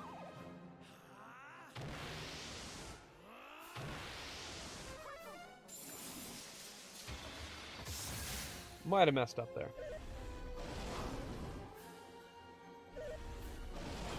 Nice. Damn, so he does 3 rounds. Okay, so we have to multi-heal.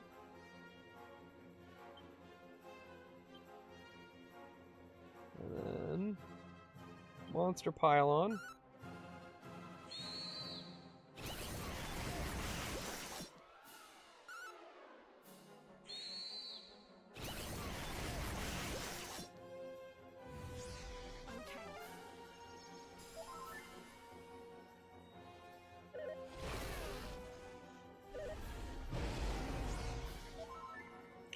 That's annoying. He's gonna, like, take off everybody's, Okay,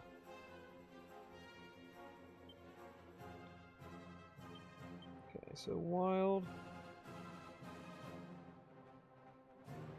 Wild side. Abilities. Monster pylon.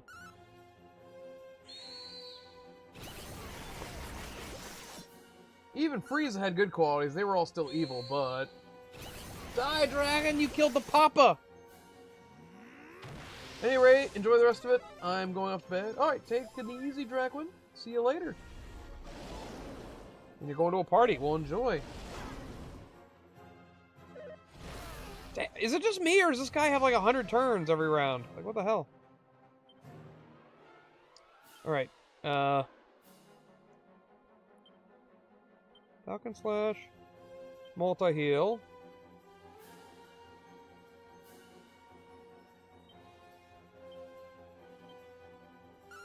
So hopefully we get 4 monster pylons here in a row.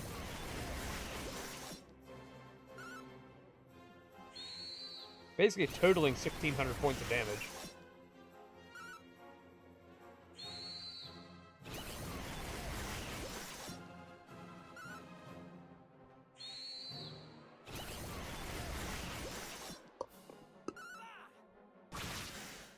Oh! Nice. That double hit can crit too, which is nice. Oh, that sleep!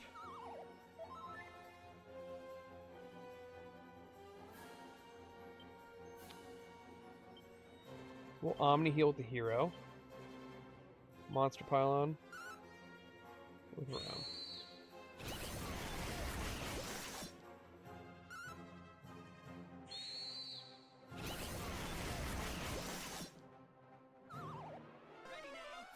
Omni heal!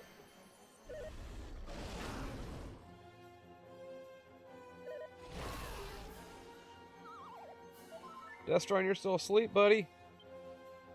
Fucking. Oh, he's in the yellow though. That's good.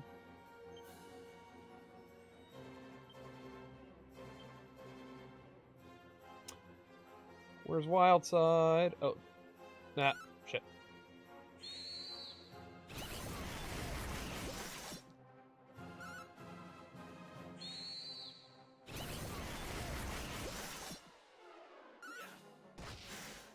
Oh man, regular physicals suck.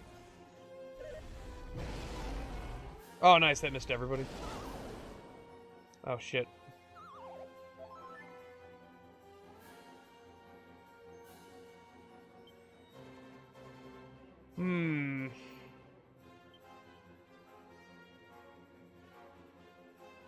Multi-heal.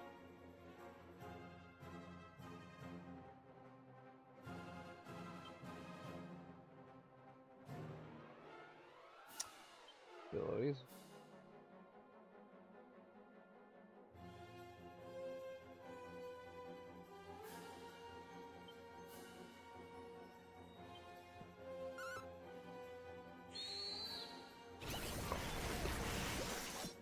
This guy is a status boss. He shouts and he puts everyone to sleep. Oh, Room's dead. Shit.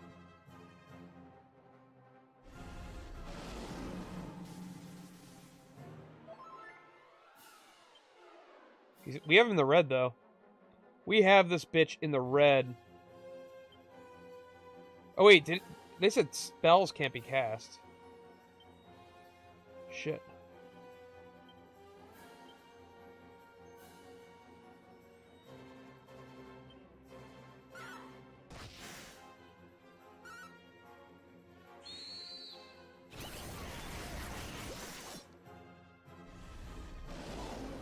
Nice, missed. Damn.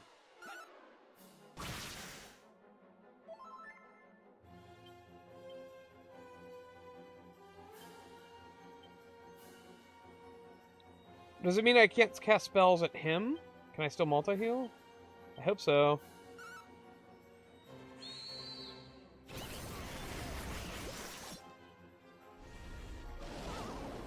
Shit.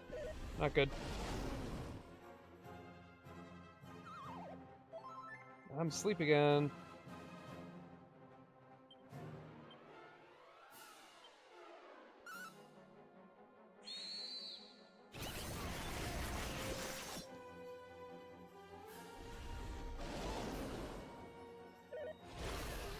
Oh no!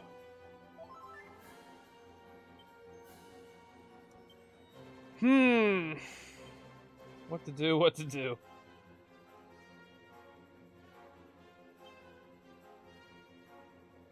Hopefully Kazap wins, maybe?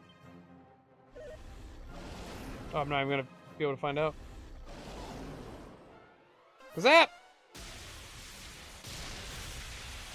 Oh! Nope, it didn't work. Kazap again? Ah, damn it. It's embarrassing that the sage is sleeping. Hard to top Frieza and to enjoy Perfect Cell.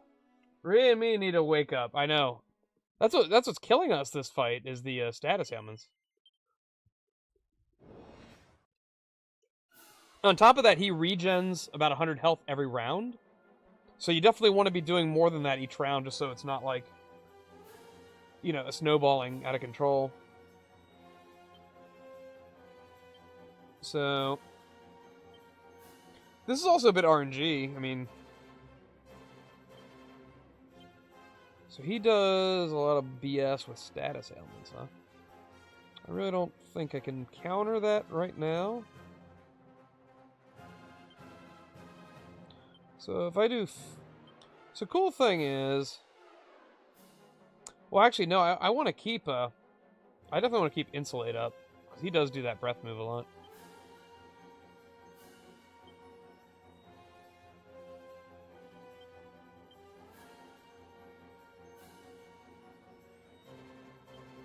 Oh, there it is.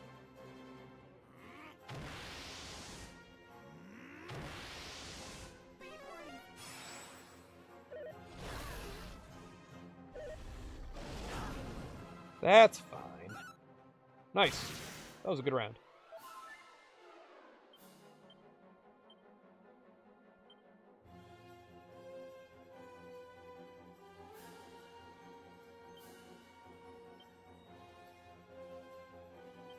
Nope.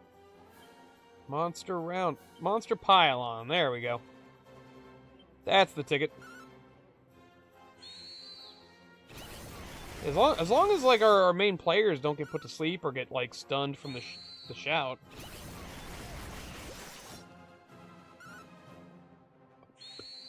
There we go. We've got 4 in a row.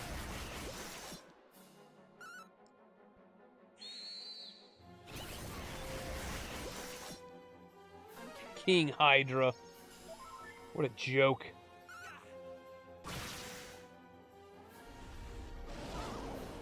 Alright, so Drew's asleep. That's fine. And I woke up. Even better.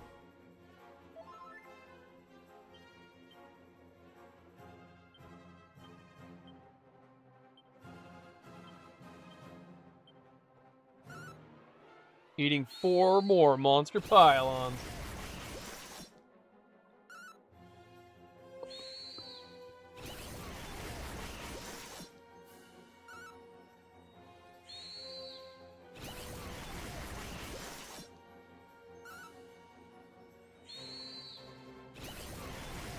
It just does so much damage. It's crazy. Even the hero can't match that shit. Alright, Destron's asleep.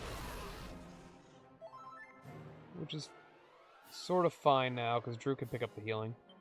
So I'm just gonna, cast Omni Heal. And these two can just keep doing their monster pylons.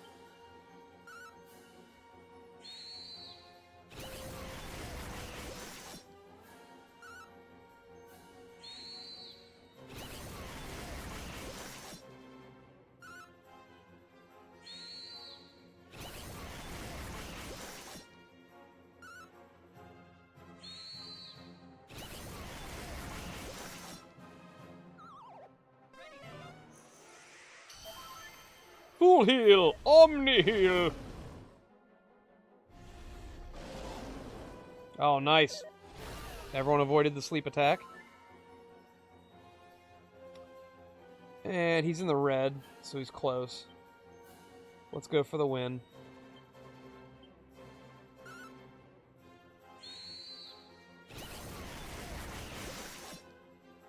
We don't want his regen to save him.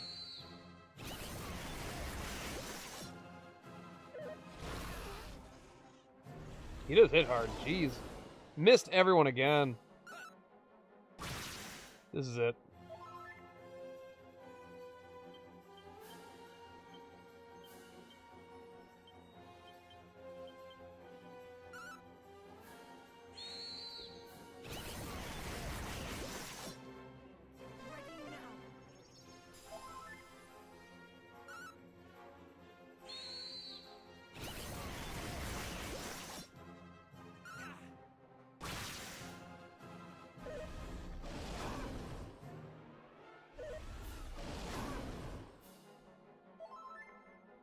Damn, still?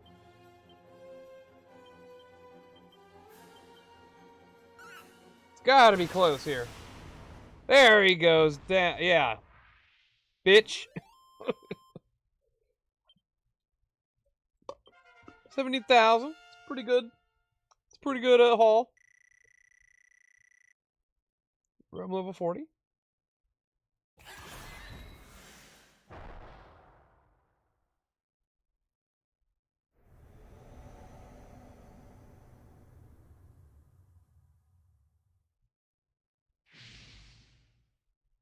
Uh-oh. Spaghetti-o. Let's see. Who needs some magic?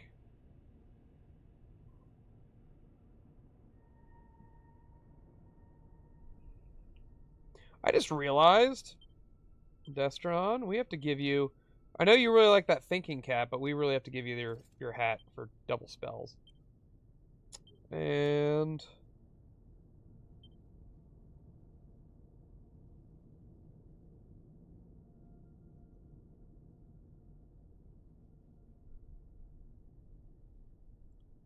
don't I have like a really good shield? Or maybe it's a helmet?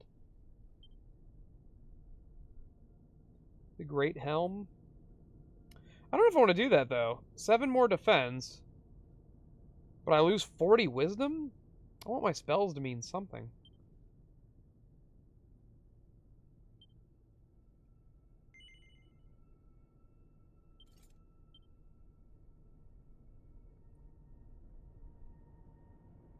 Yeah, we want the double spell thing.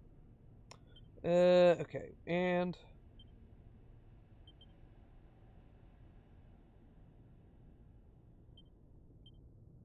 who needs MP?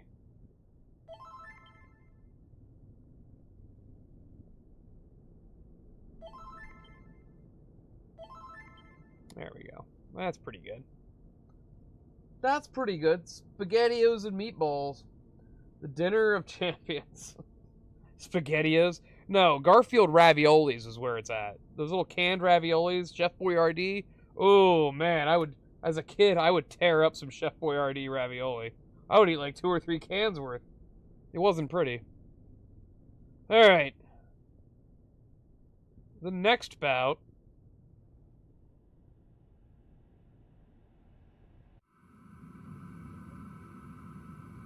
Yeah, those little raviolis with the meatball, canned meatballs. Oh yeah. Honor to be in your presence again. Oh, it's this clown. But on this occasion, you will not humiliate me as you did in that inferno. I thought I already R. Kelly'd you, bro. The soul of Beramos. Alright.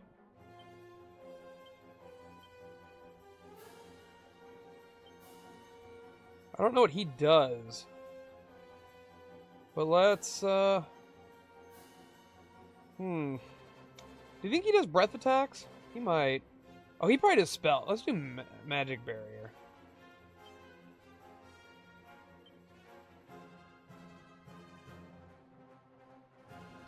Wild side. Wild side.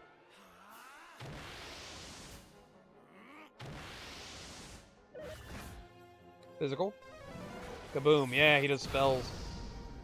So magic barrier hopefully will help us out then. Lowers magic damage. He doesn't have regen like the dragon did. Do we just go straight to multi-heal now? I think so. Because I don't know what he's going to throw at me.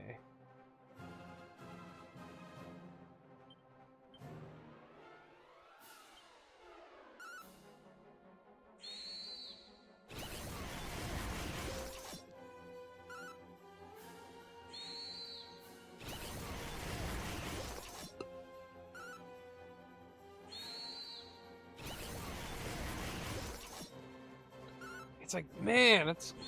yeah, 2 characters just dealt out like 1,600 points of damage, basically.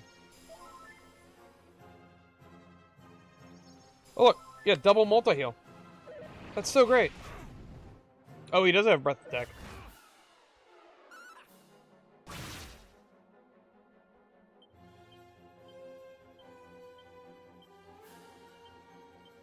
Yeah, it's like you might as well have Omni-heal. Because 2 multi-heals back-to-back is basically going to top everyone off for the most part.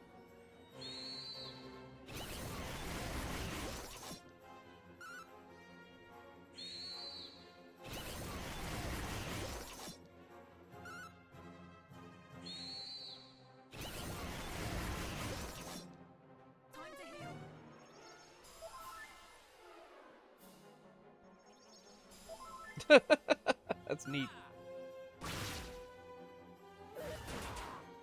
Oh shit, he crits. Kaboom. He's in the yellow. I think we have this. I don't know if he has any more tricks.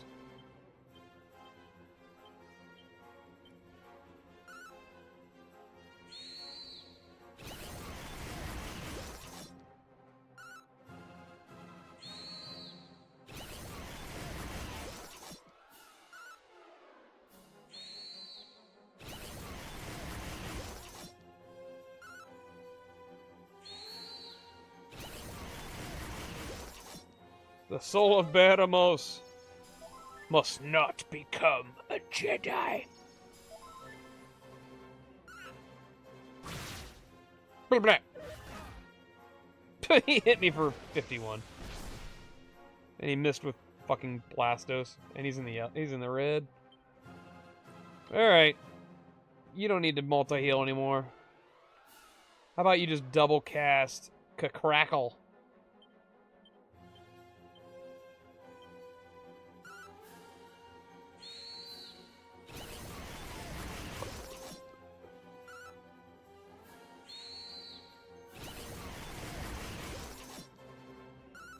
He has a lot of HP. I'll give him that.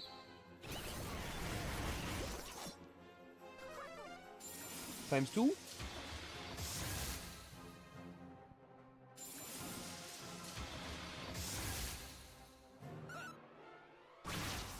And he's gone. Yeah.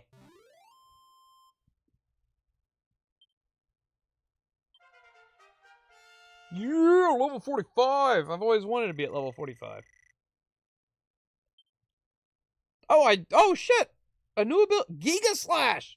Oh, that's like fucking tits, right?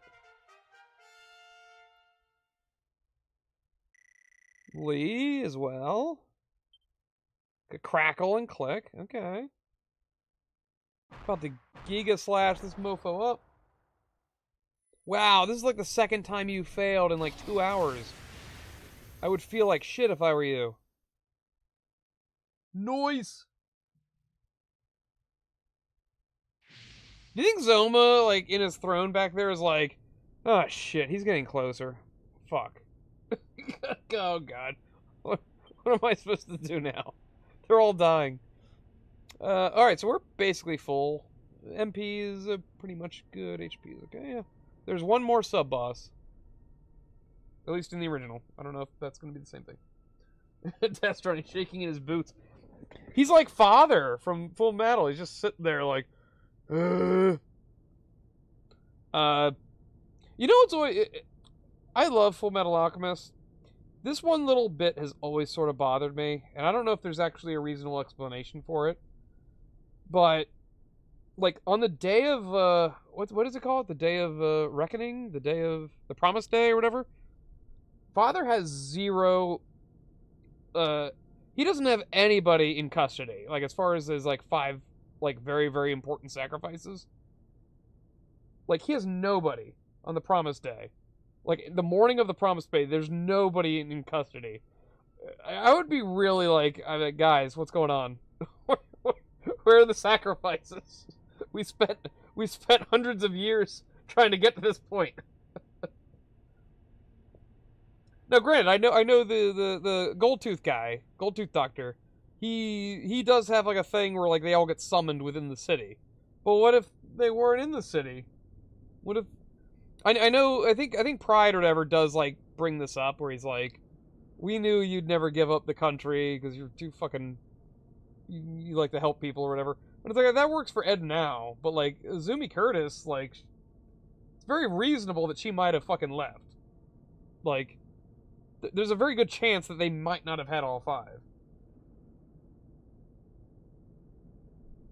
I mean, at one point, though, they even had, the higher-ups were even discussing, like, who were prospective candidates. They bring up Mustang, of course. They even bring up Kimberly before he's released. But they're like, well, he might not have the fucking balls to do it. I don't know. And then they also have Dr. Marco until Scar frees him. Like, the idea was that they were going to force Dr. Marco to do human transmutation at some point before the promised day, so that he would be one of the candidates. But obviously that didn't work out. But, like, if I was father and I had 0 people, like, in custody, I'd be like, guys, are we sure there are even 5 people in the city right now? Roy should have been tempted over the course of 2 episodes before Promise Day. Yeah, the Izumi one is the big what if, because I don't think they know Izumi enough to know that she was going to come back. You know what I mean? Like, it's one of those, like, well, Izumi and her husband could have just bailed. And they don't know, and, like, they don't know where she's at. The bad guys, I don't think, know where Izumi's at. In fact, the first time we see her back is when it's revealed that she is the one who got the Brig soldiers into Central, because she used alchemy to dig, like, a tunnel or something. And she got a lot of the troops in. But until that, I think she's pretty much AWOL for a lot of the season, and even the previous season. So it's like one of those, like, where did the bad guys think she was? And who, if they didn't know where she was, then were they just assuming she was in the city? Just seems like a pretty big gamble on Father's part. That it all sort of worked out that 5 just happened to be there. Hohenheim, Ed, and Al, I get those 3.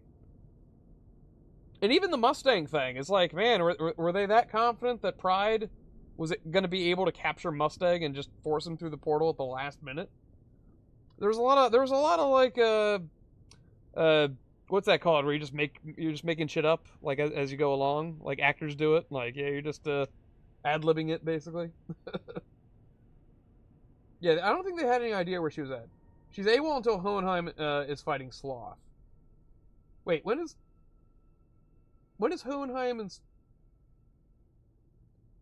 Oh, meeting Hohenheim and fighting Sloth. Yeah, which is, like, right during the Promise Day. But I mean, presumably nobody had eyes on Izumi, so I don't think they had any idea where she was. And if there was no Izumi, then hypothetically there wouldn't be a Promise Day, right? There wouldn't... Father wouldn't be able to do his thing because he wouldn't have his 5th sacrifice. Unless maybe they could have forced somebody else through the gate? I don't know if Pride was able to do that again, or if it was just like a one-and-done thing that he did to Mustang. I don't know enough. I guess I don't know enough about the rules about what they did to Mustang. Because if the idea is that Pride can do that to multiple people, then that just brings up the question, and, like, why do you even need sacrifices to begin with? Like, if you can just make them with Pride, then fuck it. Why even bother telling anybody about anything? Roy was a weak 5th. Would have been interesting if they already had one of the 5. Or yeah, I mean, interesting with Marco. Marco was still in the city. Like, I mean, granted, he never would have done transmit. He would have been in the same boat as Mustang. He probably wouldn't have been, like, he would have had to been forced through it. Yeah, why did they need those 5? Yeah, once again, it's all sort of strange. I guess I always thought that the idea of passing through the gate of transmutation with human transmutation required somebody with, like, a vast amount of skill. Like, not anybody can just do it. You need some sort of inherent ability with alchemy to be able to pull that off. So I don't, because I always thought, I was like, why couldn't you just get, like, 5 random schmucks and just make them do it? I mean, your father, you've got an entire country that works for you. Surely you can just, like, have a cult of people. Like, I mean, he already had this cult of not father, or not the Fuhrer King Bradley guys that were just brainwashed. Like, surely just teach them alchemy and make them be sacrifices. But I don't think it works like that. I think there's some sort of inherent, like, sort of ability or I don't know if it's as simple as anybody can just do it.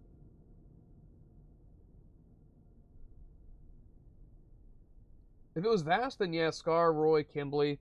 Like, Kimberly obviously had a lot of talent with alchemy just from the war stuff. Roy Mustang was one of the biggest candidates because I think Father recognized his love for, like, saving his friends or whatever and realized he could be exploited that way. You're the 5 main characters.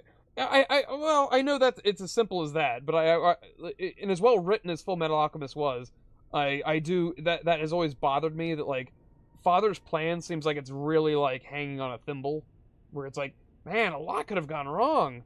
as thoroughly and as hardcore as you planned this, because a lot of it was really, really cool of how thoroughly and how, like, you know, he strategically caused wars to make the giant transmutation circle, started the country. Like, it's like, oh, wow, a lot of planning there. A lot of cool planning. But then, like, on the day of promise, you don't even have one of your sacrifices ready to go? Like, they're not even, and they're all fighting against you. Like, none of them are devoted to you or your cause. I just feel like you could have started like an alchemy cult that follows your every whim, and like you could have created a whole generation of people that would have been happy to be a sacrifice for you. Like, you could have brainwashed the fuck out of them, just sort of like you did with the military. I feel like it would have been easy. I don't know. But I guess if you did that, there'd be no drama. But it is one of those, like, man, why do they need these people? Like, Father should already have, like, 5 willing candidates ready to go. It shouldn't be 5 really skilled people fighting against you. It should be 5 dudes that are, like, more than happy to be a sacrifice. Because you're Father. You're like our god. You know, it would have been interesting if Father had 4 or 5 and Ed frees them. Or Greed kills him. Oh, shit! Destron, that's a great idea. That's a great idea. That you know what? That is fucking perfect. Yeah, like Greedling or somebody with inside knowledge, like, goes in and for whatever reason their main plan gets foiled. And so their backup plan is like, oh shit. But they have a backup. Yeah, that makes sense, because Father has a plan B. Father would have a plan B, C, and D, like, you know, just in case. So the idea is, like, we're not going to be using Ed, Al, and all that, you know, but we will in a pinch. And they need, then, yeah, God, you just fixed it. That would have been perfect. Aw. Yeah, like, they found, like, 2 or 3 that were doesn't even need to be 5. It could just be a couple. Because maybe it's really, really hard to make a sacrifice. They have 2. And, yeah, Scar kills them. And honestly, it could be during that scene when Scar rescues Marco. Like he puts a big old wrench into their works. He already did with freeing Marco, but, like, yeah. Absolutely, that would have been great. Alright. The final mini-boss before Zoma. And it's Baramos' skeleton. Why do we keep going back to Baramos? He like died like a bitch the first time. He just won't go down. Okay, now if it's assuming it's the same like the original, because I remember this pretty well. He is like 100% physical. He's like the boss troll. He hits like a truck. So I think we're gonna start with. Hopefully we get double Kaboth. And then we'll just continue with our onslaught of wild side monster pylon combo.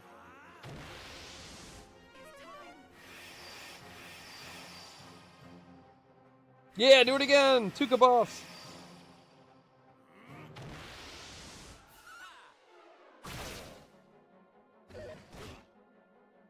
See, even with 2 Kaboths, he's doing 160. Oh shit, he regens 380? That's pretty nuts.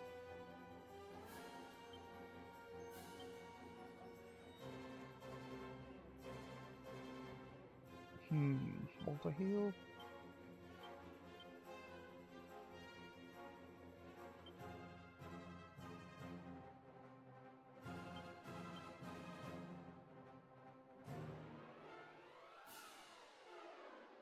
Monster pylon.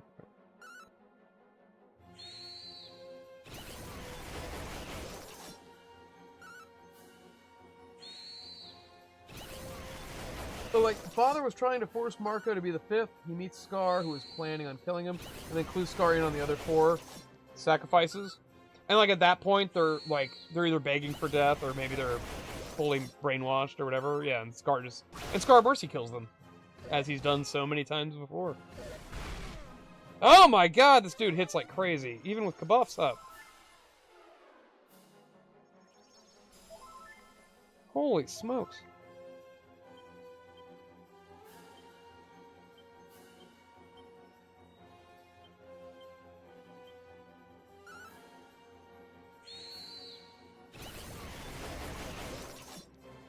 His regen bothers me too. 400 a turn regen is nuts.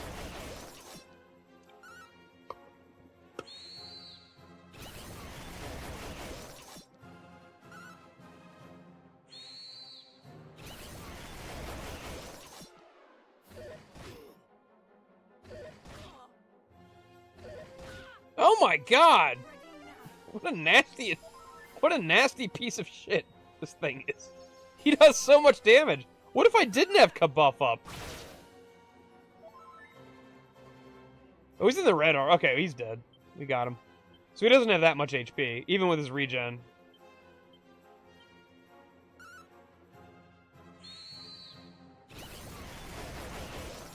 Yeah, Destron. Yep, Azumi's... And... they didn't even know about Azumi until the Fuhrer got involved with the events of Greed. So up until then, they had 0, and then basically, roughly the same time.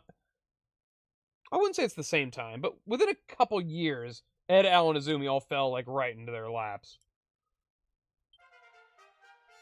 Level 42! They got the Kaioken.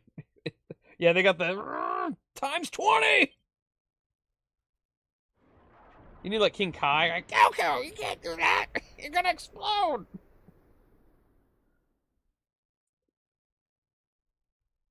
Uh-oh.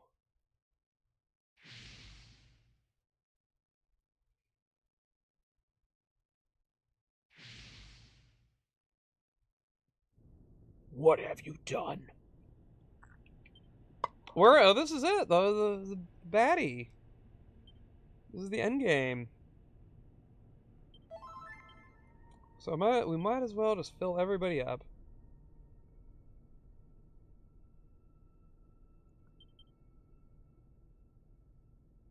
Who needs it?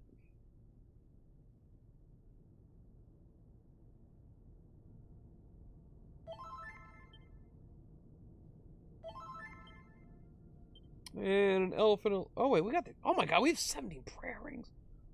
That's nuts.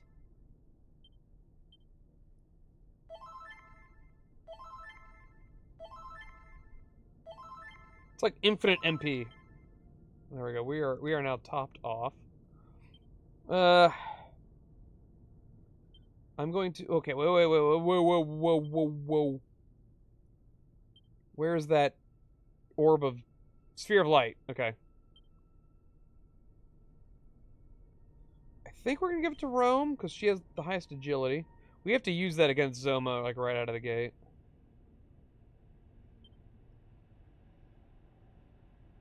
Goku, yeah, Goku does not care for warning labels.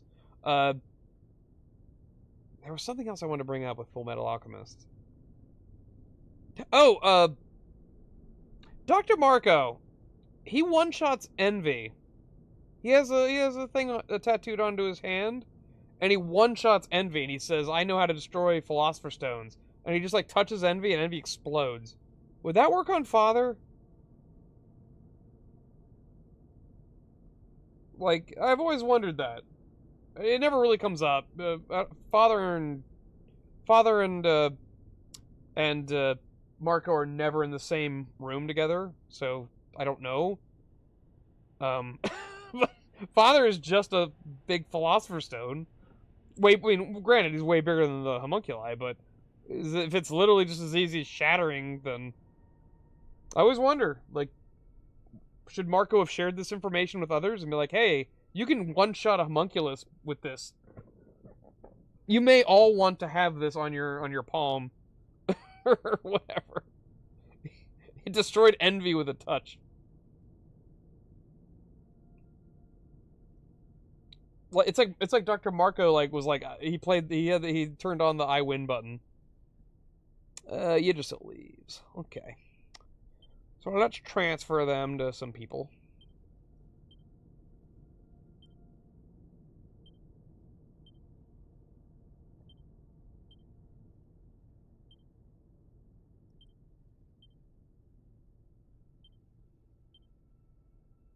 Alright.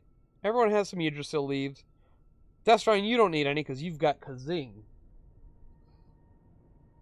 Yeah, Marco should have. It's one of those things that's like that little trick Marco pulls. They do it that one time, and it's never brought up again. And it's always bothered me to that sense. Where I'm like, wait, can you use that on Pride? Does it work on Father? What did you just do? You literally just destroyed Envy with like a single touch. That's a really powerful ability. Surely other people should have that. Because Scar can't do that, apparently. You think Scar would want to know that? Like, wait, what did you do? Okay.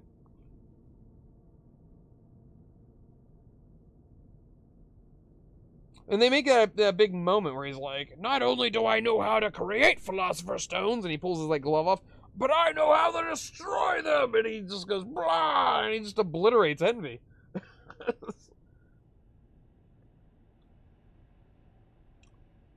Yeah, I don't know. Is it something that he specifically designed? Is it something that anybody can do? It's one of those like, okay. What you just did was completely OP, and is it learnable? Well, Scar's arm does deconstruct. And Scar can kill the fuck out of a homunculus, but because of the regen properties of the Philosopher's Stone, they come back. Marco seems to just obliterate and deconstruct the Philosopher's Stone itself, which kills the homunculus in general.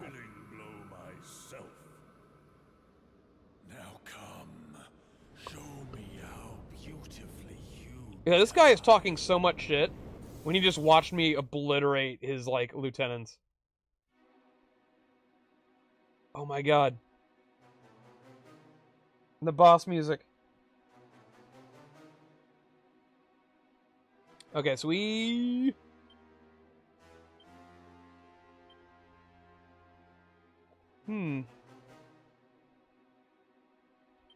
Use dodgy, whatever. I definitely want to insulate. Because this bitch likes to use chilly breath attacks. Rome! You must use the Sphere of Light. So I love all of manga FMB Brotherhood characters.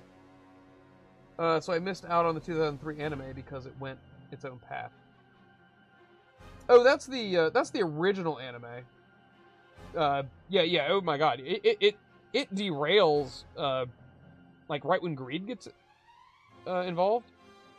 I've seen the whole thing.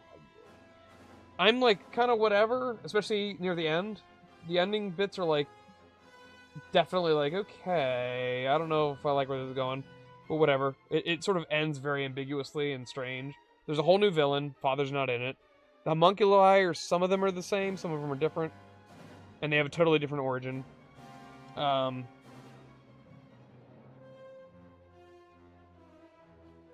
Brotherhood, though, is as far as I understand, Brotherhood is like 99% accurate with like some subtle changes here and there.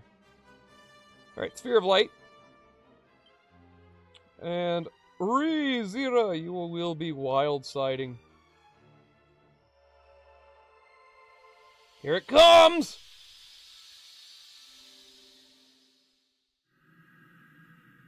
I've never actually read the manga, but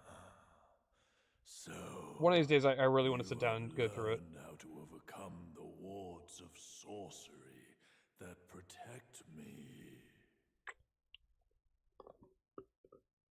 Does he have an eyeball on his forehead? Not come, dash yourselves on the unfeeling shoals of my might.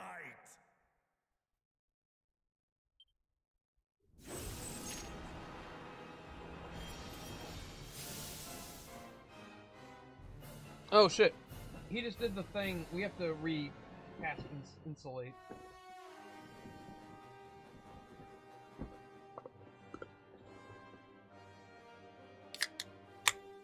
You still need to finish Akira.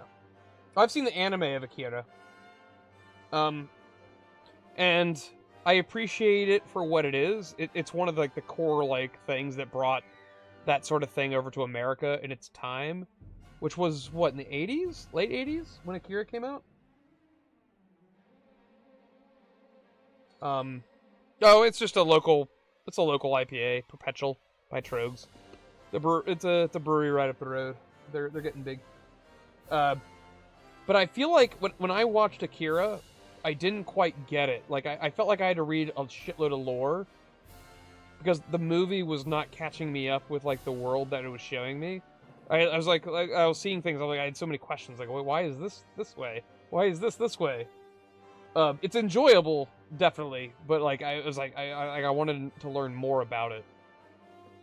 The movie was just like one volume of the manga. Oh, okay. So Kira's like this big, huge thing, and the movie just like did like a little 2-hour thing on it. But I think that was the first time where like Americans or like people in the West were just like, wait, cartoons can be violent? What? Like it was like this eye-opening experience at the time. Like, wait, no. Cartoons are like Garfield and shit, right? Alright. We have taken off his energy field or his evil aura with the sphere of light. We can now fight him as God intended, with Wildside and Monster Pileup. Okay, so we pretty sure we want to insulate to have the he can take away buffs. I'm wondering if Wildside's even worth using. Well, we'll see. We'll see. Oh shit, freezing blizzard. See, that would have been halved if I got that shit out in time. 2 freezing blizzards.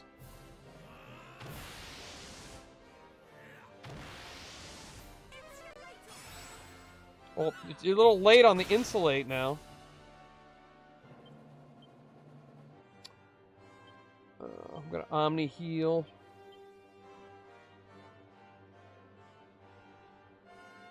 Magic barrier.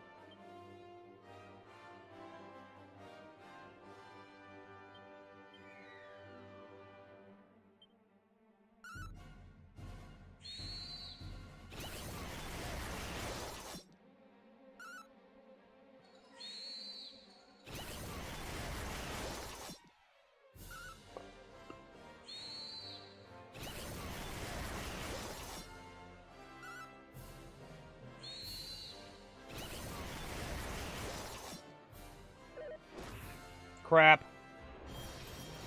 Oh, there he goes. He just turned off all the buffs.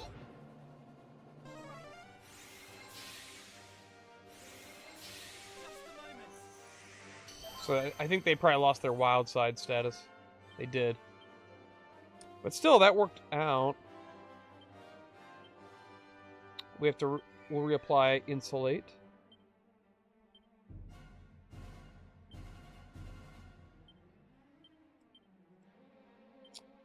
Let's see. We can do Wild Side again. Oh, shit. Oh, no, that's actually good. He'll,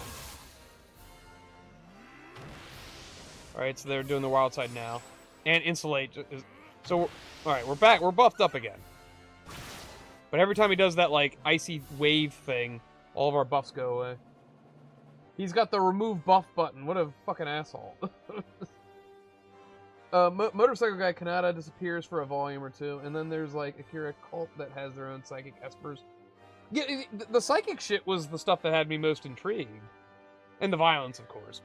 But I just remember when I watched Akira for the first time, like, what? What's happening? I don't get. They're not telling me anything about the story. Wait, what? Should I use a secret sword technique that assails all enemies with bolts of fucking Giga Slash this bitch? Okay. So let's multi-heal. And back to Monster Pylon.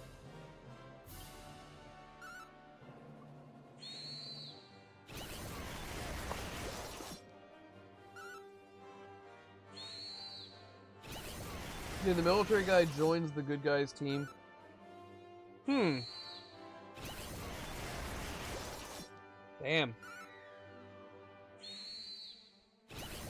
I like all that dystopian, like sort of like weird futuristic dystopian stuff.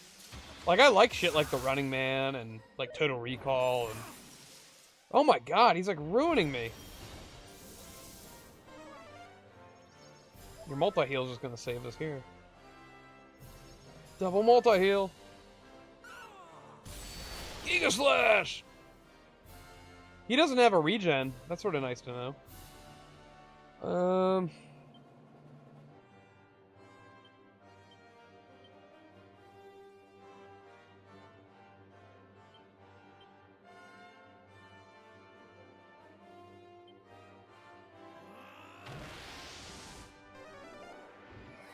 Dazzle's useless. That's a waste of a turn.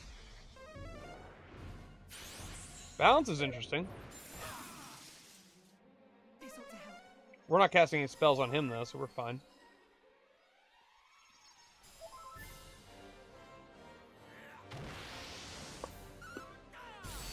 Giga Slash!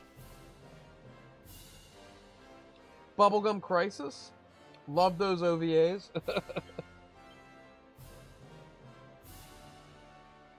You know, I can't praise Full Metal Alchemist enough. The OST of Full Metal Alchemist is fucking beautiful.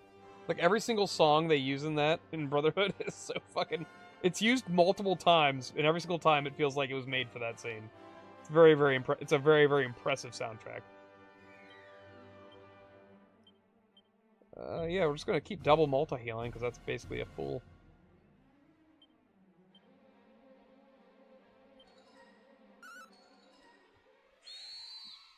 As long as we get those 2 rounds in before he does his little puppet dance.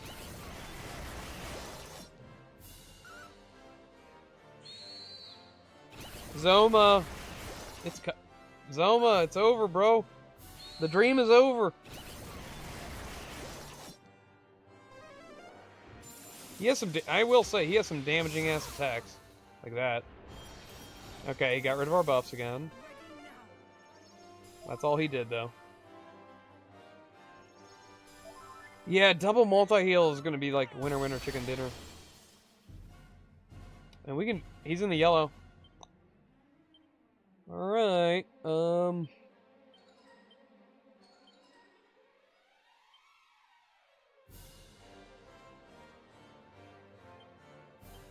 dun dun dun dun dun dun dun. We got it. Yeah, it's a wonderful anime.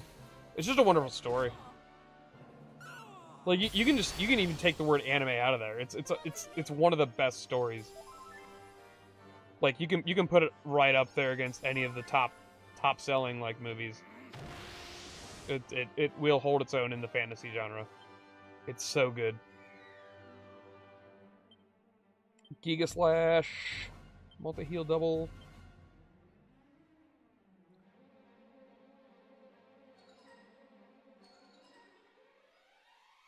Monster.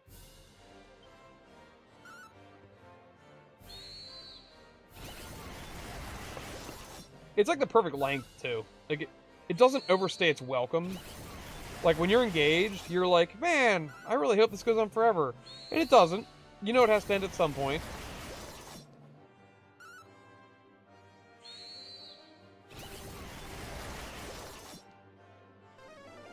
Dazzle, waste of a turn.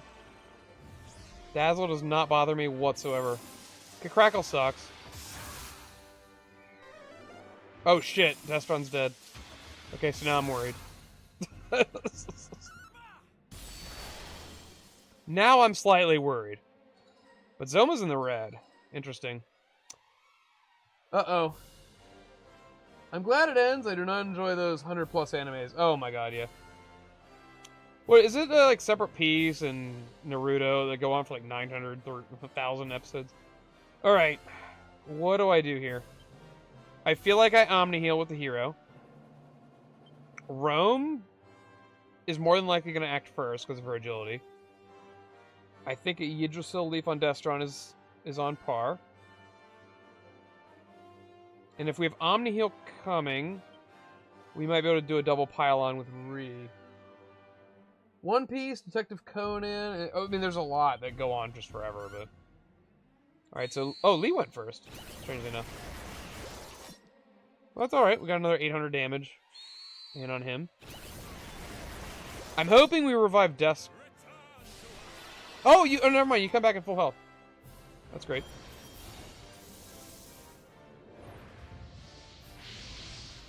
Focus as hard as you can.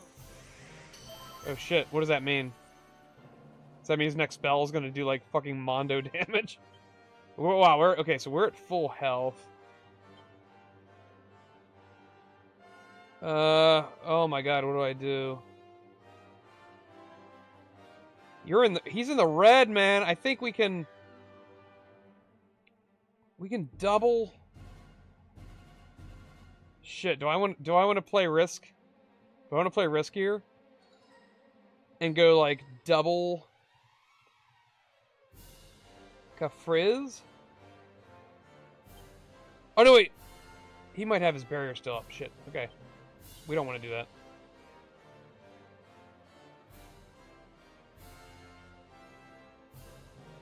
I'm just going to cast Magic Barrier, I guess.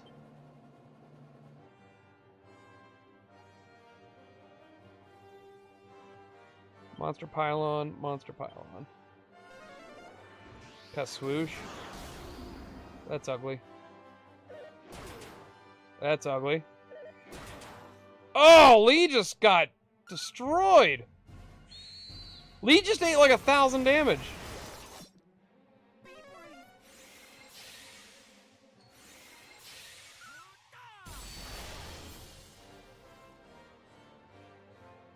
Oh my god, Sagetron! Rick! Okay. Alright.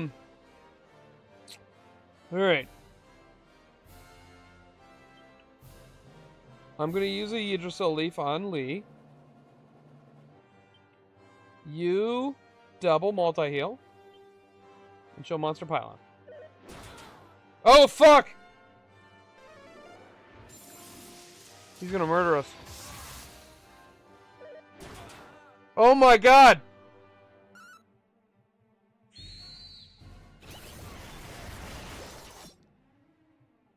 Oh no!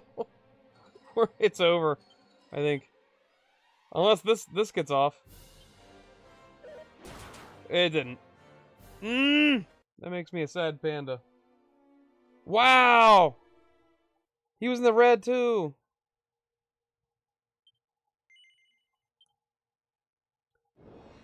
He beat us. He beat us hard.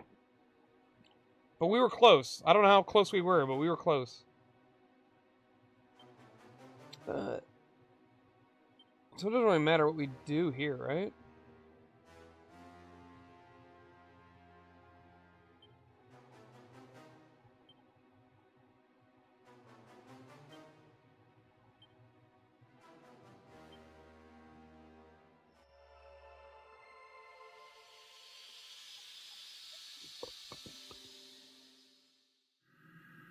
He's like, how dare you bring color into my life? I used to be monochromatic. Come, dash yourselves on the unfeeling. Break yourselves upon my body. Alright. You know what? That was a good first try.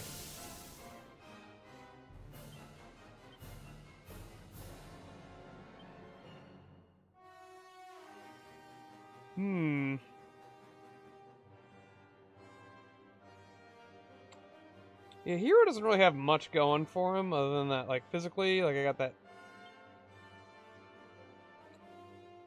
Yeah. I want to say Falcon Slash is slightly better just because of how less MP it costs.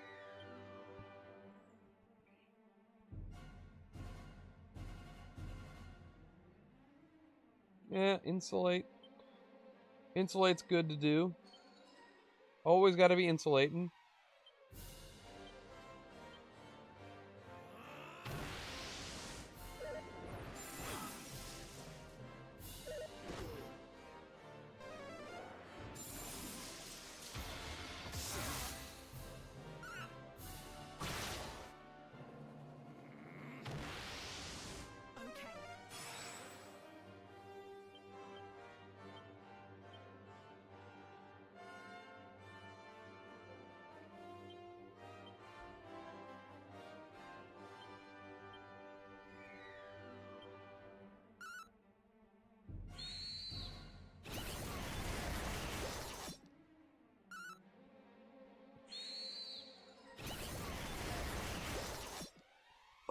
This is how I win.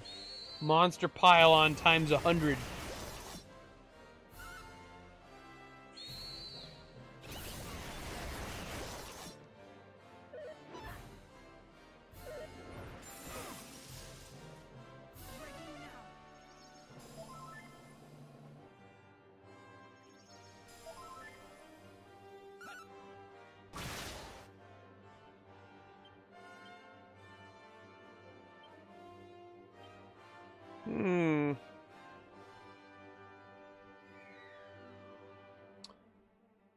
So I got an Omni heal coming. Can we risk double K Frizz?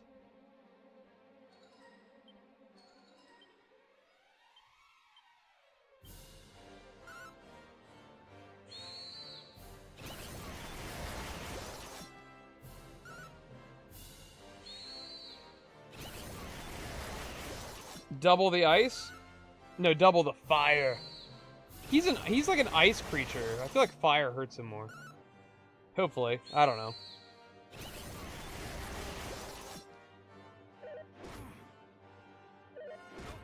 Oh, he's just punching me in the face over and over. Omni Heal's gonna fix all this.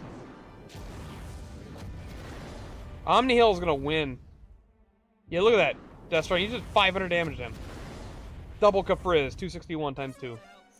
Omni Heal! That's what I gotta be doing. The problem is he can cast Bounce. We've seen him cast Bounce, so that can backfire. So now that we're at full.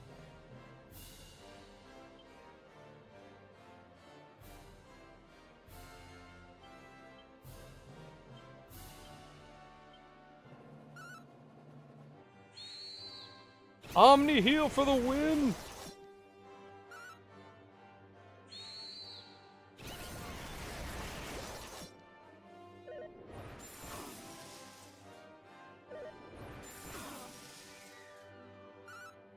He hasn't, like, destroyed our buffs this time.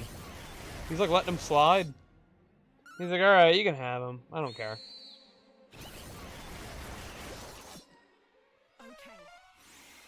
Like, we have Insulate and Magic Barrier up.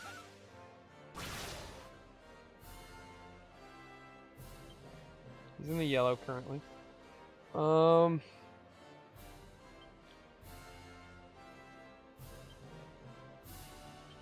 Slash. We'll do multi-heal times 2 here. And let's reapply our wild sides. Oh no, wait, she still has hers. So we'll let her do her double monster pylon. Lee can reapply his wild side.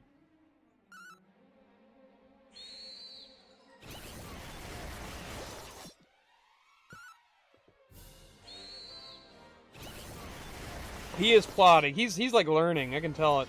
Oh, there he goes. He's getting rid of all of it. He's like, fuck your buffs! Get rid of all that shit! I'm glad that he wasted... I don't know why he has Dazzle. Dazzle sucks. I can't believe he's doing that now. Like, that strictly affects the accuracy of physicals, but it doesn't affect any of the stuff I'm doing. Oh, he's in the red now. Shit. Like, Giga Slash, I think, is automatic. Oh, shit. Do we go for it? I think we'd go for it. He's in the red, and we're at full. Do your double Kafriz. Rome, do monster pylon. Lee, do monster pylon times 2. Almost down. This is it.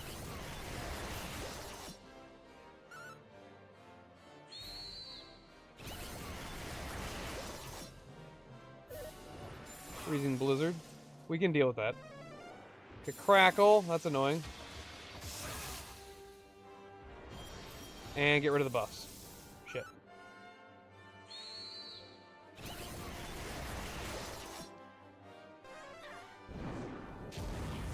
No bounce, though. So you're eating 500 points here. Oof. Giga Slash by the hero! Still alive. Shit. He's got to be close, though. He wouldn't be in red if he wasn't close.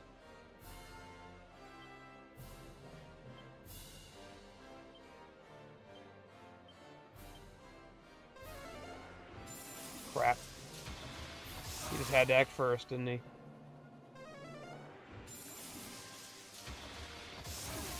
No! Oh my god! The amount of damage we just took.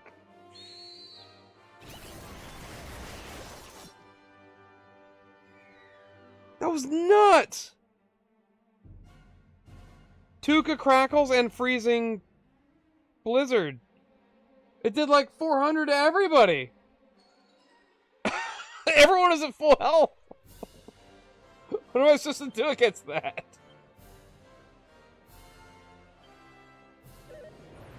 Oh, lady's dead. Oh my god. What are you supposed to do against that? Did I just get unlucky? He acted 3 times, and all 3 turns were massive AoE attacks. He was plotting, but if he could do that the whole time, why didn't he do that from the beginning? That was nuts. It was crackle, freezing breath. Wah! Everyone ate like 500 plus damage in 1 turn, and he acted first, so I couldn't even react to it. Oh man, we keep getting close though. He's been in the red twice now. All right, I gotta go pee. I'm gonna go pee. We'll be back and we'll do this the right way.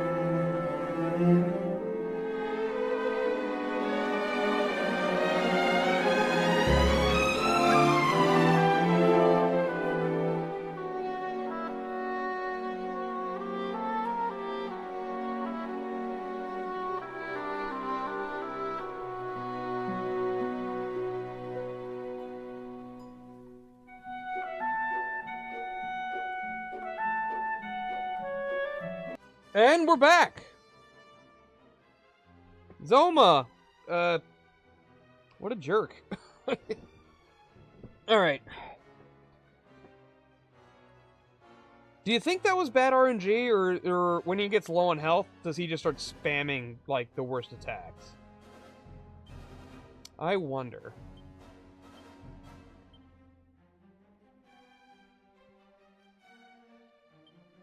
It's hard to time our attacks, too, because we all seem to be going in random orders as well. Alright, Rome needs to use the Sphere of Light.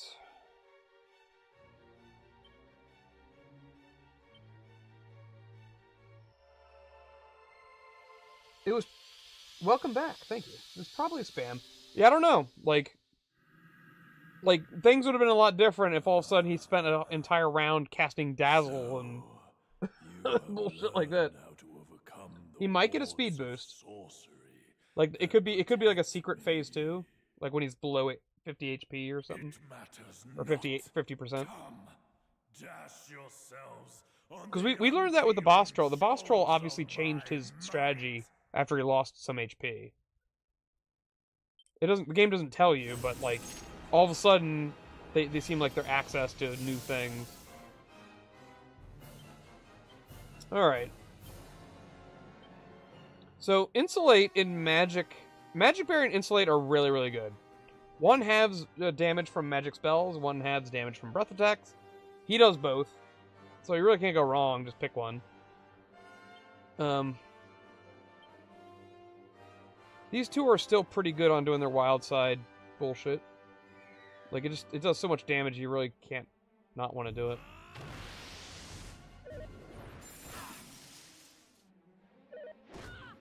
Oof, Destron. Oh, you're dead already! How did that happen?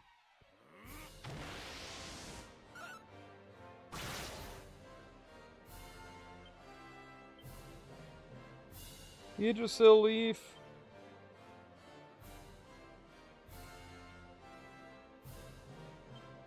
Rome is gonna have to spend her 2 turns using the Sage Stone. Time to heal. Time to heal. Yeah, auto res from Final Fantasy IX. That shit was great.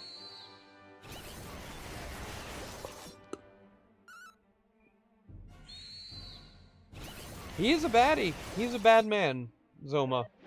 He's the lord of all that is evil. Oh, there goes our buffs. See, that wasn't too bad. Two nasty physicals. We can deal with that. I'm gonna Omni Heal. I'm gonna re-insulate. Wild side. Wild side.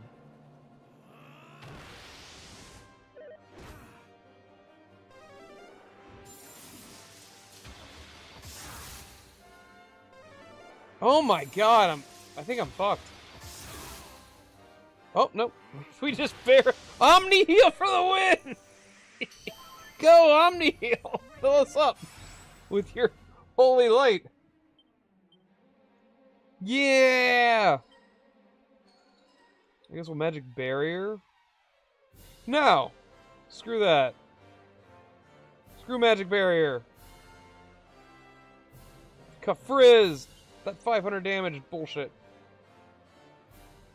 We're at full health. We can afford it.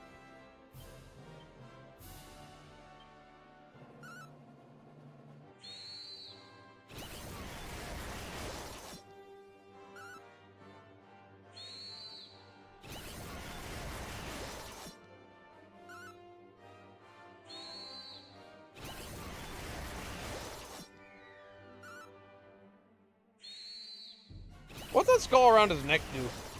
Does it do something? Got Crackle. Gets rid of the buffs. Got Frizz times 2!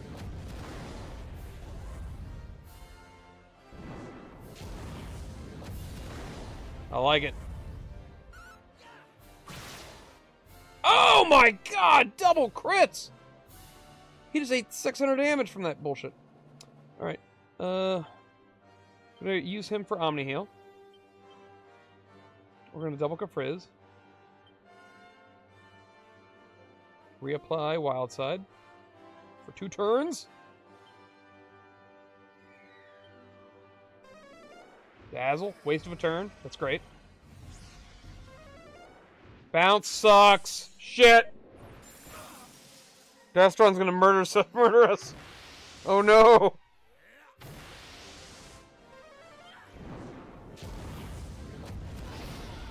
Oh, he killed himself. Okay, good. There's no second one. No! Alright, at least you hit yourself. Okay. You didn't hit 2 people. Alright, we can fix this, though. We can totally fix this.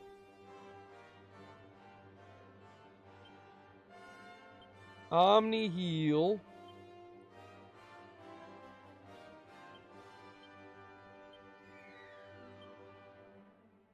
Monster Pylon. Destron, welcome back to the world of the living.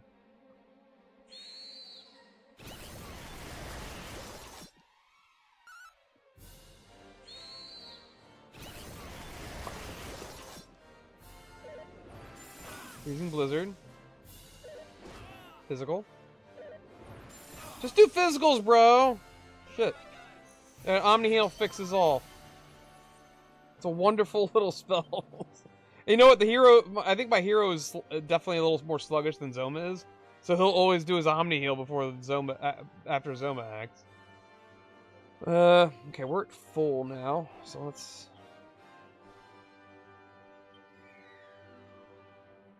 Oh, he's got a shield up.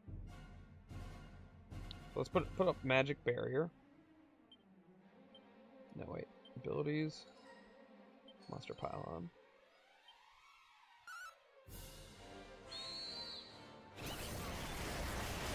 It's probably gonna be in the yellow after this.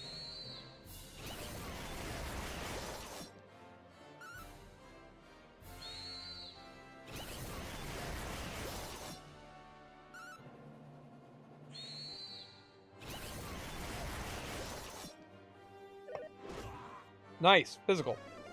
Dazzle! Perfect! What a waste of a turn!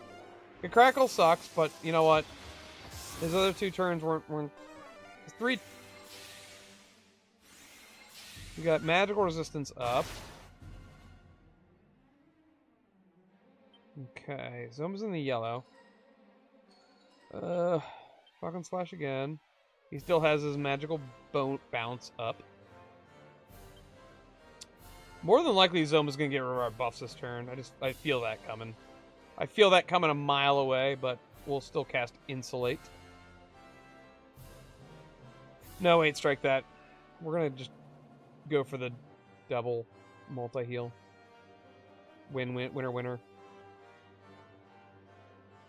Rome will attempt to reapply Wild Side. And abilities, Monster Pylon, because Lee still has it up.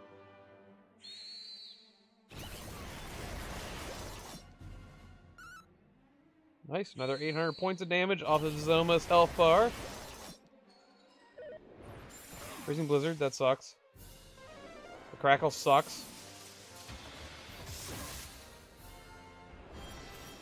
Okay, well he's done hurting us, and he got rid of our buff. And oh, what's nice is Rome got her wild side off after that, so she should still have it then. Oh, Drew must have... Okay, he's in the red now. He's in the red, we know what that means.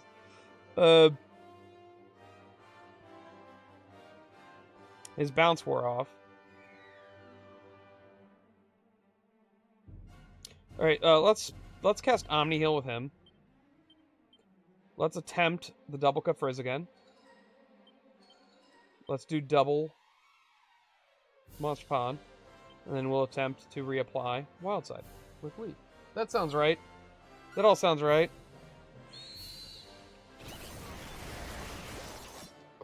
Nice. Another 800 damage off of Zoma while he's in the red. That means he's getting pretty low. Come on, get that Omni Heal off, please. Don't do it. Nice. I think that's it. I think that's it, because we're going to be at full after Drew casts Omni Heal.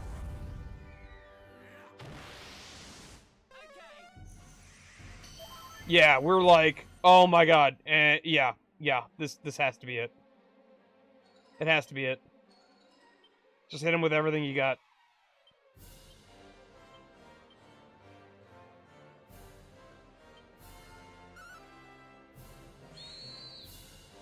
Cross those fingers. He's got it.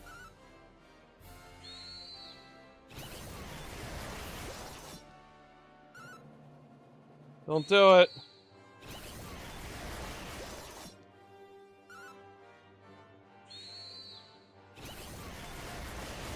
Oh! It took some doing. Zoma is defeated. Fucking Rome with the final attack. You have done well to defeat me. But whilst there Is he gonna shit out an egg? And it's gonna be like, this is my son. Have fun fighting him. I see that which is to come. Another shall rise and take my place. What? What do you mean by that, Zoma? Already there, open your eyes. And when he comes, you will be powerless to protect your craven kind, for you will be long dead.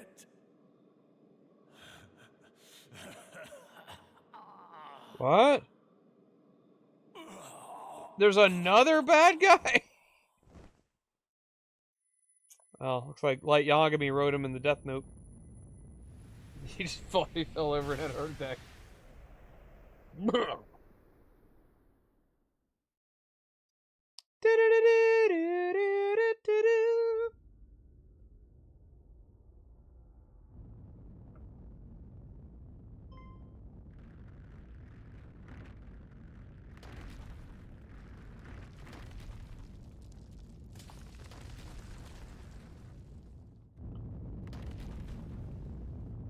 So what is like Zoma is like, he's got this big old hallway and a throne. Like, when he's not doing evil guy stuff, what is he doing when he's sitting on that throne? Is he just? Do you think he has like chit chats with the King Hydra and the Baramos skeleton? Like, do you think they small talk, or are they just waiting for somebody to come kill them? Time to run, guys! Oh my God, treasures! Oh my God, it's like the floating continent from Final Fantasy VI. Why are they giving me items? I just killed the boss! Here's a recovery ring, I guess. I don't know. The Blizzard Blade. A mini medal. Well, I guess there is post-game content, but... Like, Zoma and pals are just... Like, oh, shit, the hero shield. You know what? Should I put that on? I'm a bit of a hero. Yeah. It's a neat little upgrade. I didn't need it.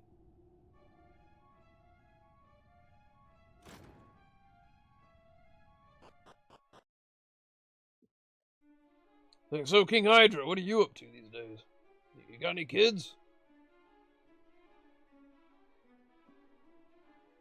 How is, Martha? Martha, why did you say that name?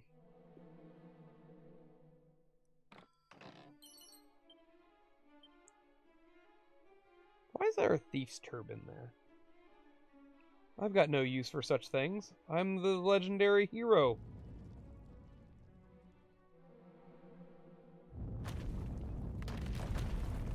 Oh God, thank God I just made it.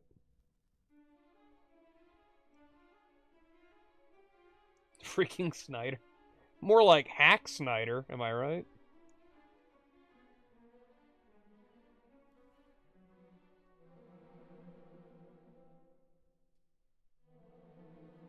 It's like, so here's where both of our heroes find out they got mom's name Martha. And then they stop being mortal enemies, and now they're like lovers or something. I don't know. That's what happened. Why did you say that name? It makes no sense. For such a rich project, I can't believe that got by like surely there were studio executives who were like, this is bad, man. What have you done? Why would you do this? Are you trying to bomb the studio?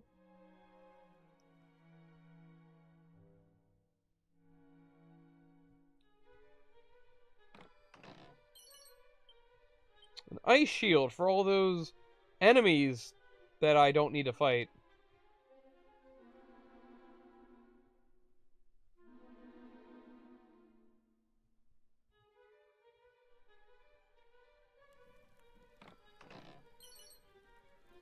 A snooze stick. Just what I always wanted. See? Fly. Remember when Jesse Eisenberg, like, created Doomsday for no reason? It was just like, have fun fighting this guy. I don't know why he's here now. Your Doomsday, Superman. I don't know. What? What if he would have won? Well, what about this rage monster that's jumping around? If Superman would have died, like, what would they have done? He just destroys the planet, I guess? I don't know.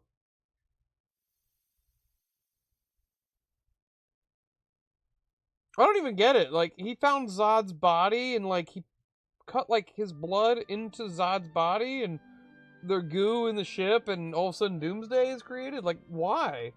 How? Like, how did he even know that would happen?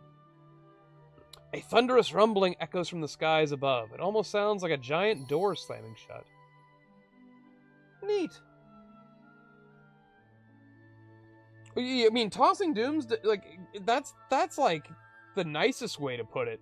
He is shoehorned in the last, like, 7 minutes of Batman v Superman. And just so they can have, like, a big fight that both of them can team up on. And he's just there. Like, nobody knows who, why, what. Like, it's just a... He might as well just be a big monster for them to fight, who has no... There's no consequences to anything. It's just fight this thing, win, the end. It's so stupid. It's so stupid. I'm gonna assume Doomsday's origin in the comics is a lot better than whatever the fuck that was. And I don't know Doomsday's origins. Alright, we must return to Tandigel. And let them know that, don't worry, the ruler of darkness has been bested. By my blade. Well, I guess technically Rome's fists, but... You know, I'm gonna leave that part out. It was definitely my blade.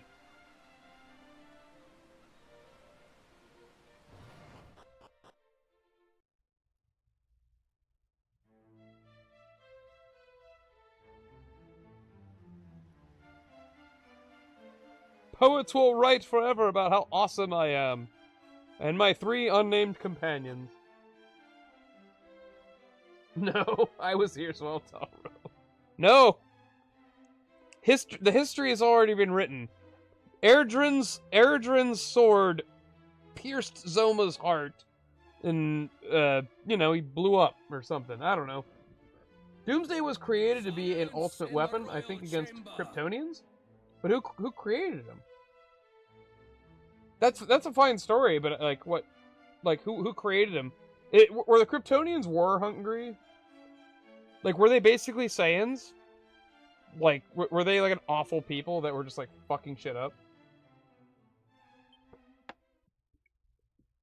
News of thy deeds hath reached us, and we have eagerly awaited thy coming.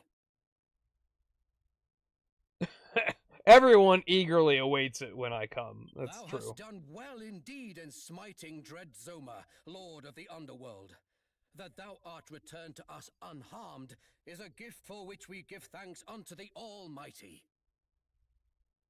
What? Morning hath broken on our kingdom at last, and all is thanks to thine earnest efforts. Though it seemeth that dread Zoma's demise hath sealed the doorway between our realm and thine own. Oh, so we can't go back to our home planet? Like, Poochie? Alefgard must now take its first steps as a world in its own right. It must emerge, blinking into the dawn of its becoming. All is thanks to thee and thy companions. Thou art a hero without equal. That's true. I do hereby bestow upon thee our kingdom's highest honor, the title of Erdrick, which meaneth dwelling land in the ancient... Oh my god! A name befitting the land's chosen hero. This was the twist. I think it's at this point, it's the like, oh wait, we are the Erdrick. This is the, oh my god, we're in a prequel. This is actually a prequel to Dragon Warrior 1. We are Erdrick, the descendant of the hero, or they talk of Erdrick in Dragon Warrior 1 and how you are a descendant of Erdrick and you gotta do your duty. When Darkseid just needed to Omega Beam him. I just remembered an early version of Doomsday fought freaking Darkseid and returned. I was gonna say, Omega Darkseid can just Omega anybody, right? Like, nobody is immune to Omega Beams. Like, you can't, that's something you cannot deflect. Thou shalt be known to all. You know, this brings up the question. So if this is a prequel to 1, and then Dragon Quest XI, it's referenced that Kalasmos shows up? that must happen in between 3 and 1 then. And if that's the case, then where... So does 11 actually take place in between 3 and 1? Possibly? Maybe? I don't know. The story of Erdrick's deeds shall take its place amongst the legends. You know what's of really our strange? realm, In and shall 11... ring down through the ages. In 11, he's called Erduin, right? Erdrick is the original translation from the original Dragon Warrior 1. It's sort of strange to me that they're using Erdrick's like the classic translation instead of Erduin, which was the newer localization, right? That's sort of strange.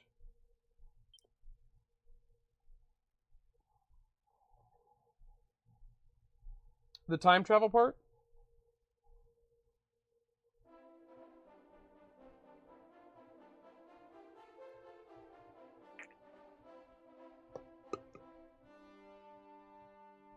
Yeah, I got the hero sword.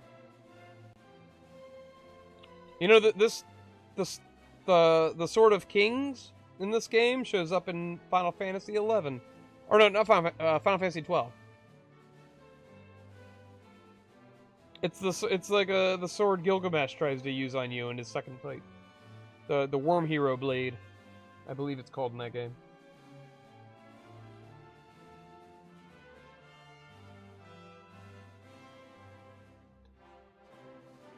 Yeah, Destro, I mean, that very well could be true. I never really thought about it before. So does Dragon Quest XI may take place in between 3 and 1? At some point. Canonically. And so, Drew, savior of Alefgard, passed into legend of that realm as Erdrick, hero of the land. Yeah, that's such a huge twist. Originally, when you play the third game for the first time, it's like, holy fuck, I'm Erdrick? The hero they talked about in the first game? That's great!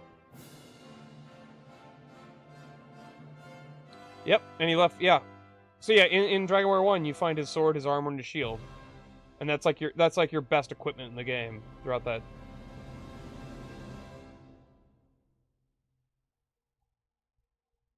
Thus were the seeds of salvation sown. Okay.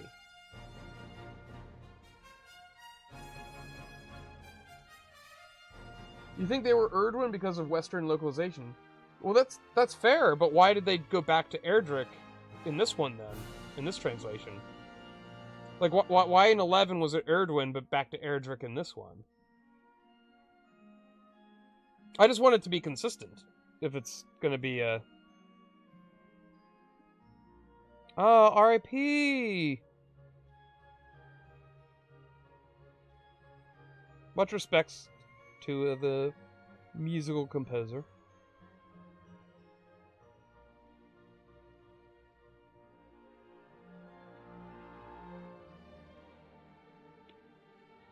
Look at all those people.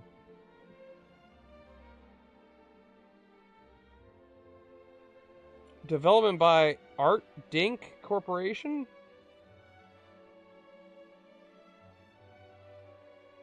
Who the fuck is Art Dink?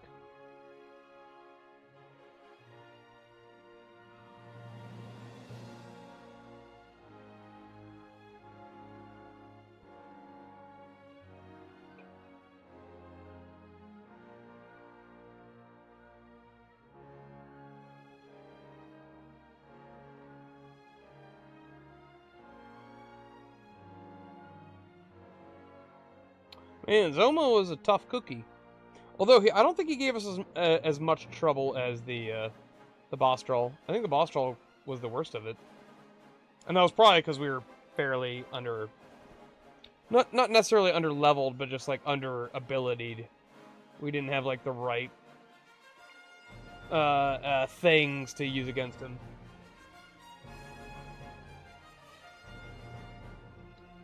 Erdwin and Erdrick may be two different characters, despite 11 using Dragon Quest III sprites for the Kalasma's clan. Really? Oh, that's unclear, right? Because I thought it was the way the way it looks like is that it's the exact same hero from part 3 with like a random party of like a mage, a fighter, and a black mage, a sage, and a fighter as a party, right? And Morrigan is like the mage. Who is Morkant? I mean, the hero looks just like the hero in this, like the same hairstyle, the same armor.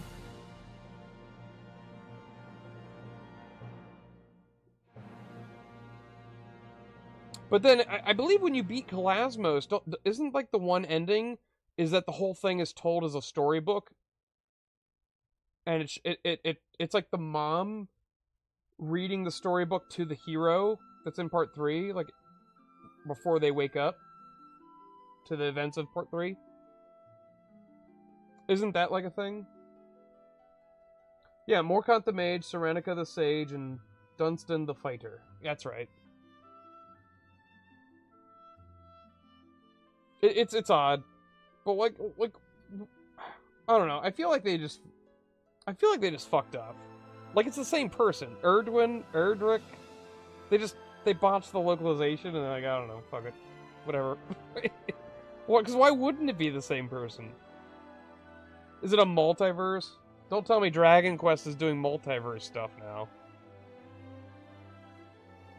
Well, actually, there's Erdrick, and there's like an infinite number of Erdwins, and Erdrick's doing things, and sometimes Baramos wins, sometimes Zoma wins.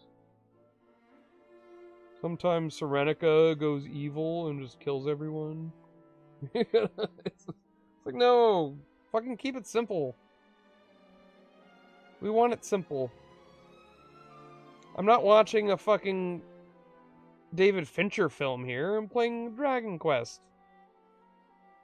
Give me shit I can understand.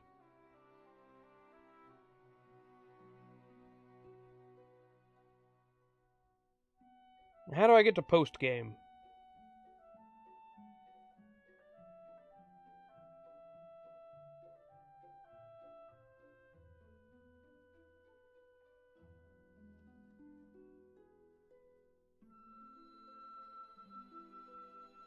Oh, the Zelda Timeline series has been fucked since, oh my god, like the 3rd game came out. Because like there's Zelda 1 and 2 on the AS. And then there's like the Zelda Game Boy game, and that sort of goes off on its own thing. And then A Link to the Past comes out, and that's like, oh no, it's actually a prequel to Zelda 1 and 2. And then A Link to the and then Ocarina of Time comes out, and it's like, that's like a different Link. Majora's Mask, that's also a different Link. Wind Waker, well, that's a Link from like 6,000 years into the past. Yeah, it's like, it doesn't make any sense.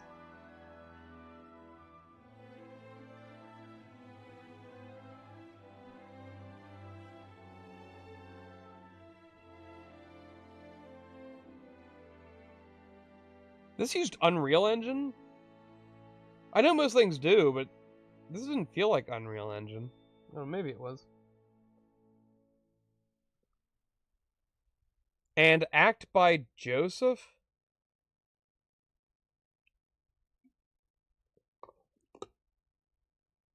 What's happening? Your Majesty,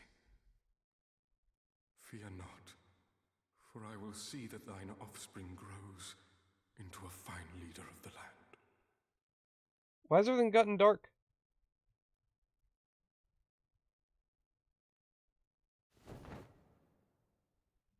I promise, nay, I swear, upon my name,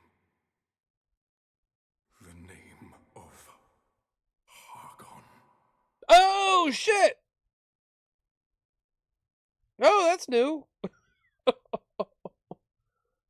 Hargon? That's the fucking bad guy in Dragon Warrior 2. To be continued. Hey, look at that! To be continued. Dragon Quest 1 and 2 HD-2D remake. Holy fuck, they advertised it in the game.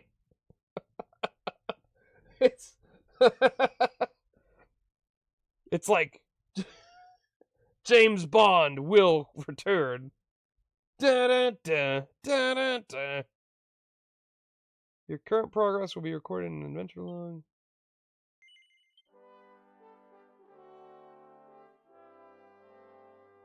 Yeah, 4 to 6 is gonna wait until 1 and 2 get that remake. So oh, that's interesting. So the priest. So wait, the high priest that was taking care of the Dragon Queen. That's Hargon, the evil mage guy from part 2. That's all new. Dragon Warrior 2 has one of the hardest dungeons known to man in it. Oh look, it says Erdrick next to my name. That's how you know I beat the game.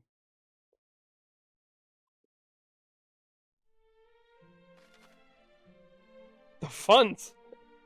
It's like Act 3 from Dragon Quest XI. The funds just begun. You can now pay the heavens a visit. If you want to reach the realm above, make your way to the Castle of Dragon Queen. Word has it there's a mighty being up there whose power to grant wishes. Oh, that's the Shenlong guy.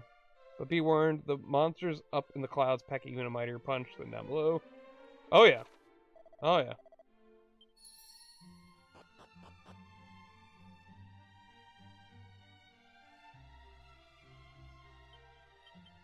So if we go to...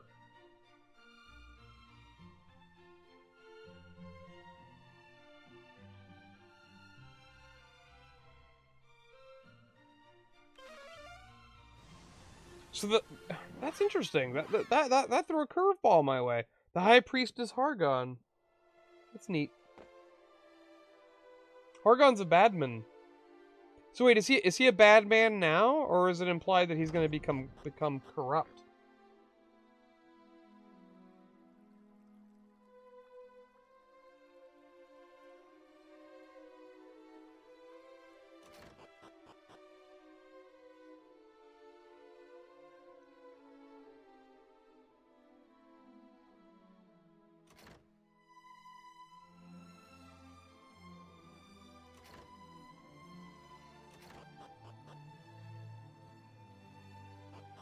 Oh shit.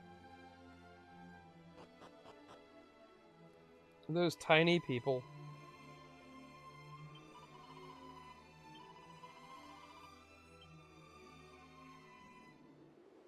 Oh.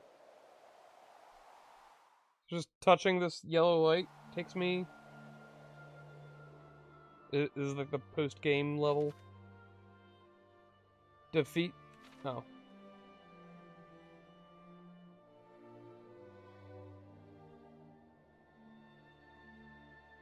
Well, this is serene.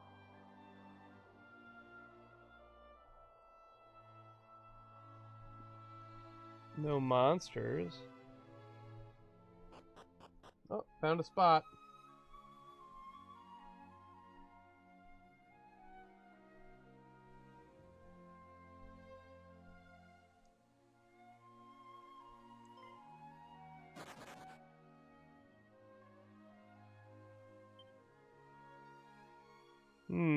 We gotta use a fucking fading Jenny to get him.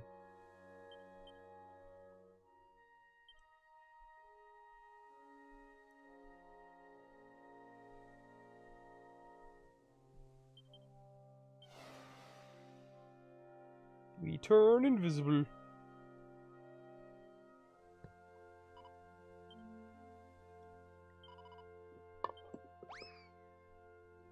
We got a slime.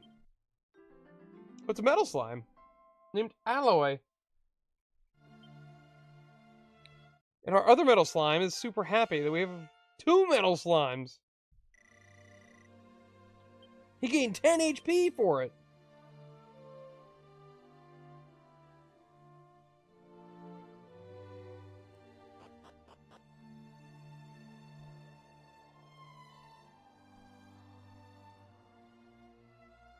Clearly they want me to go in here.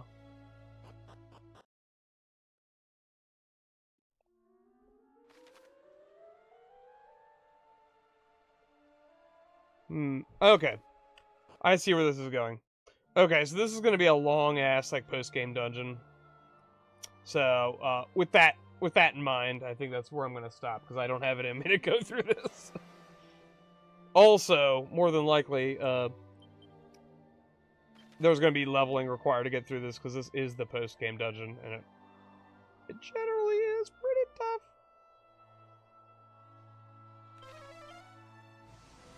Yeah, 2 metal slimes, Destron. We have 2 metal slimes. Not that that's good or anything, but, I mean, it's better than none.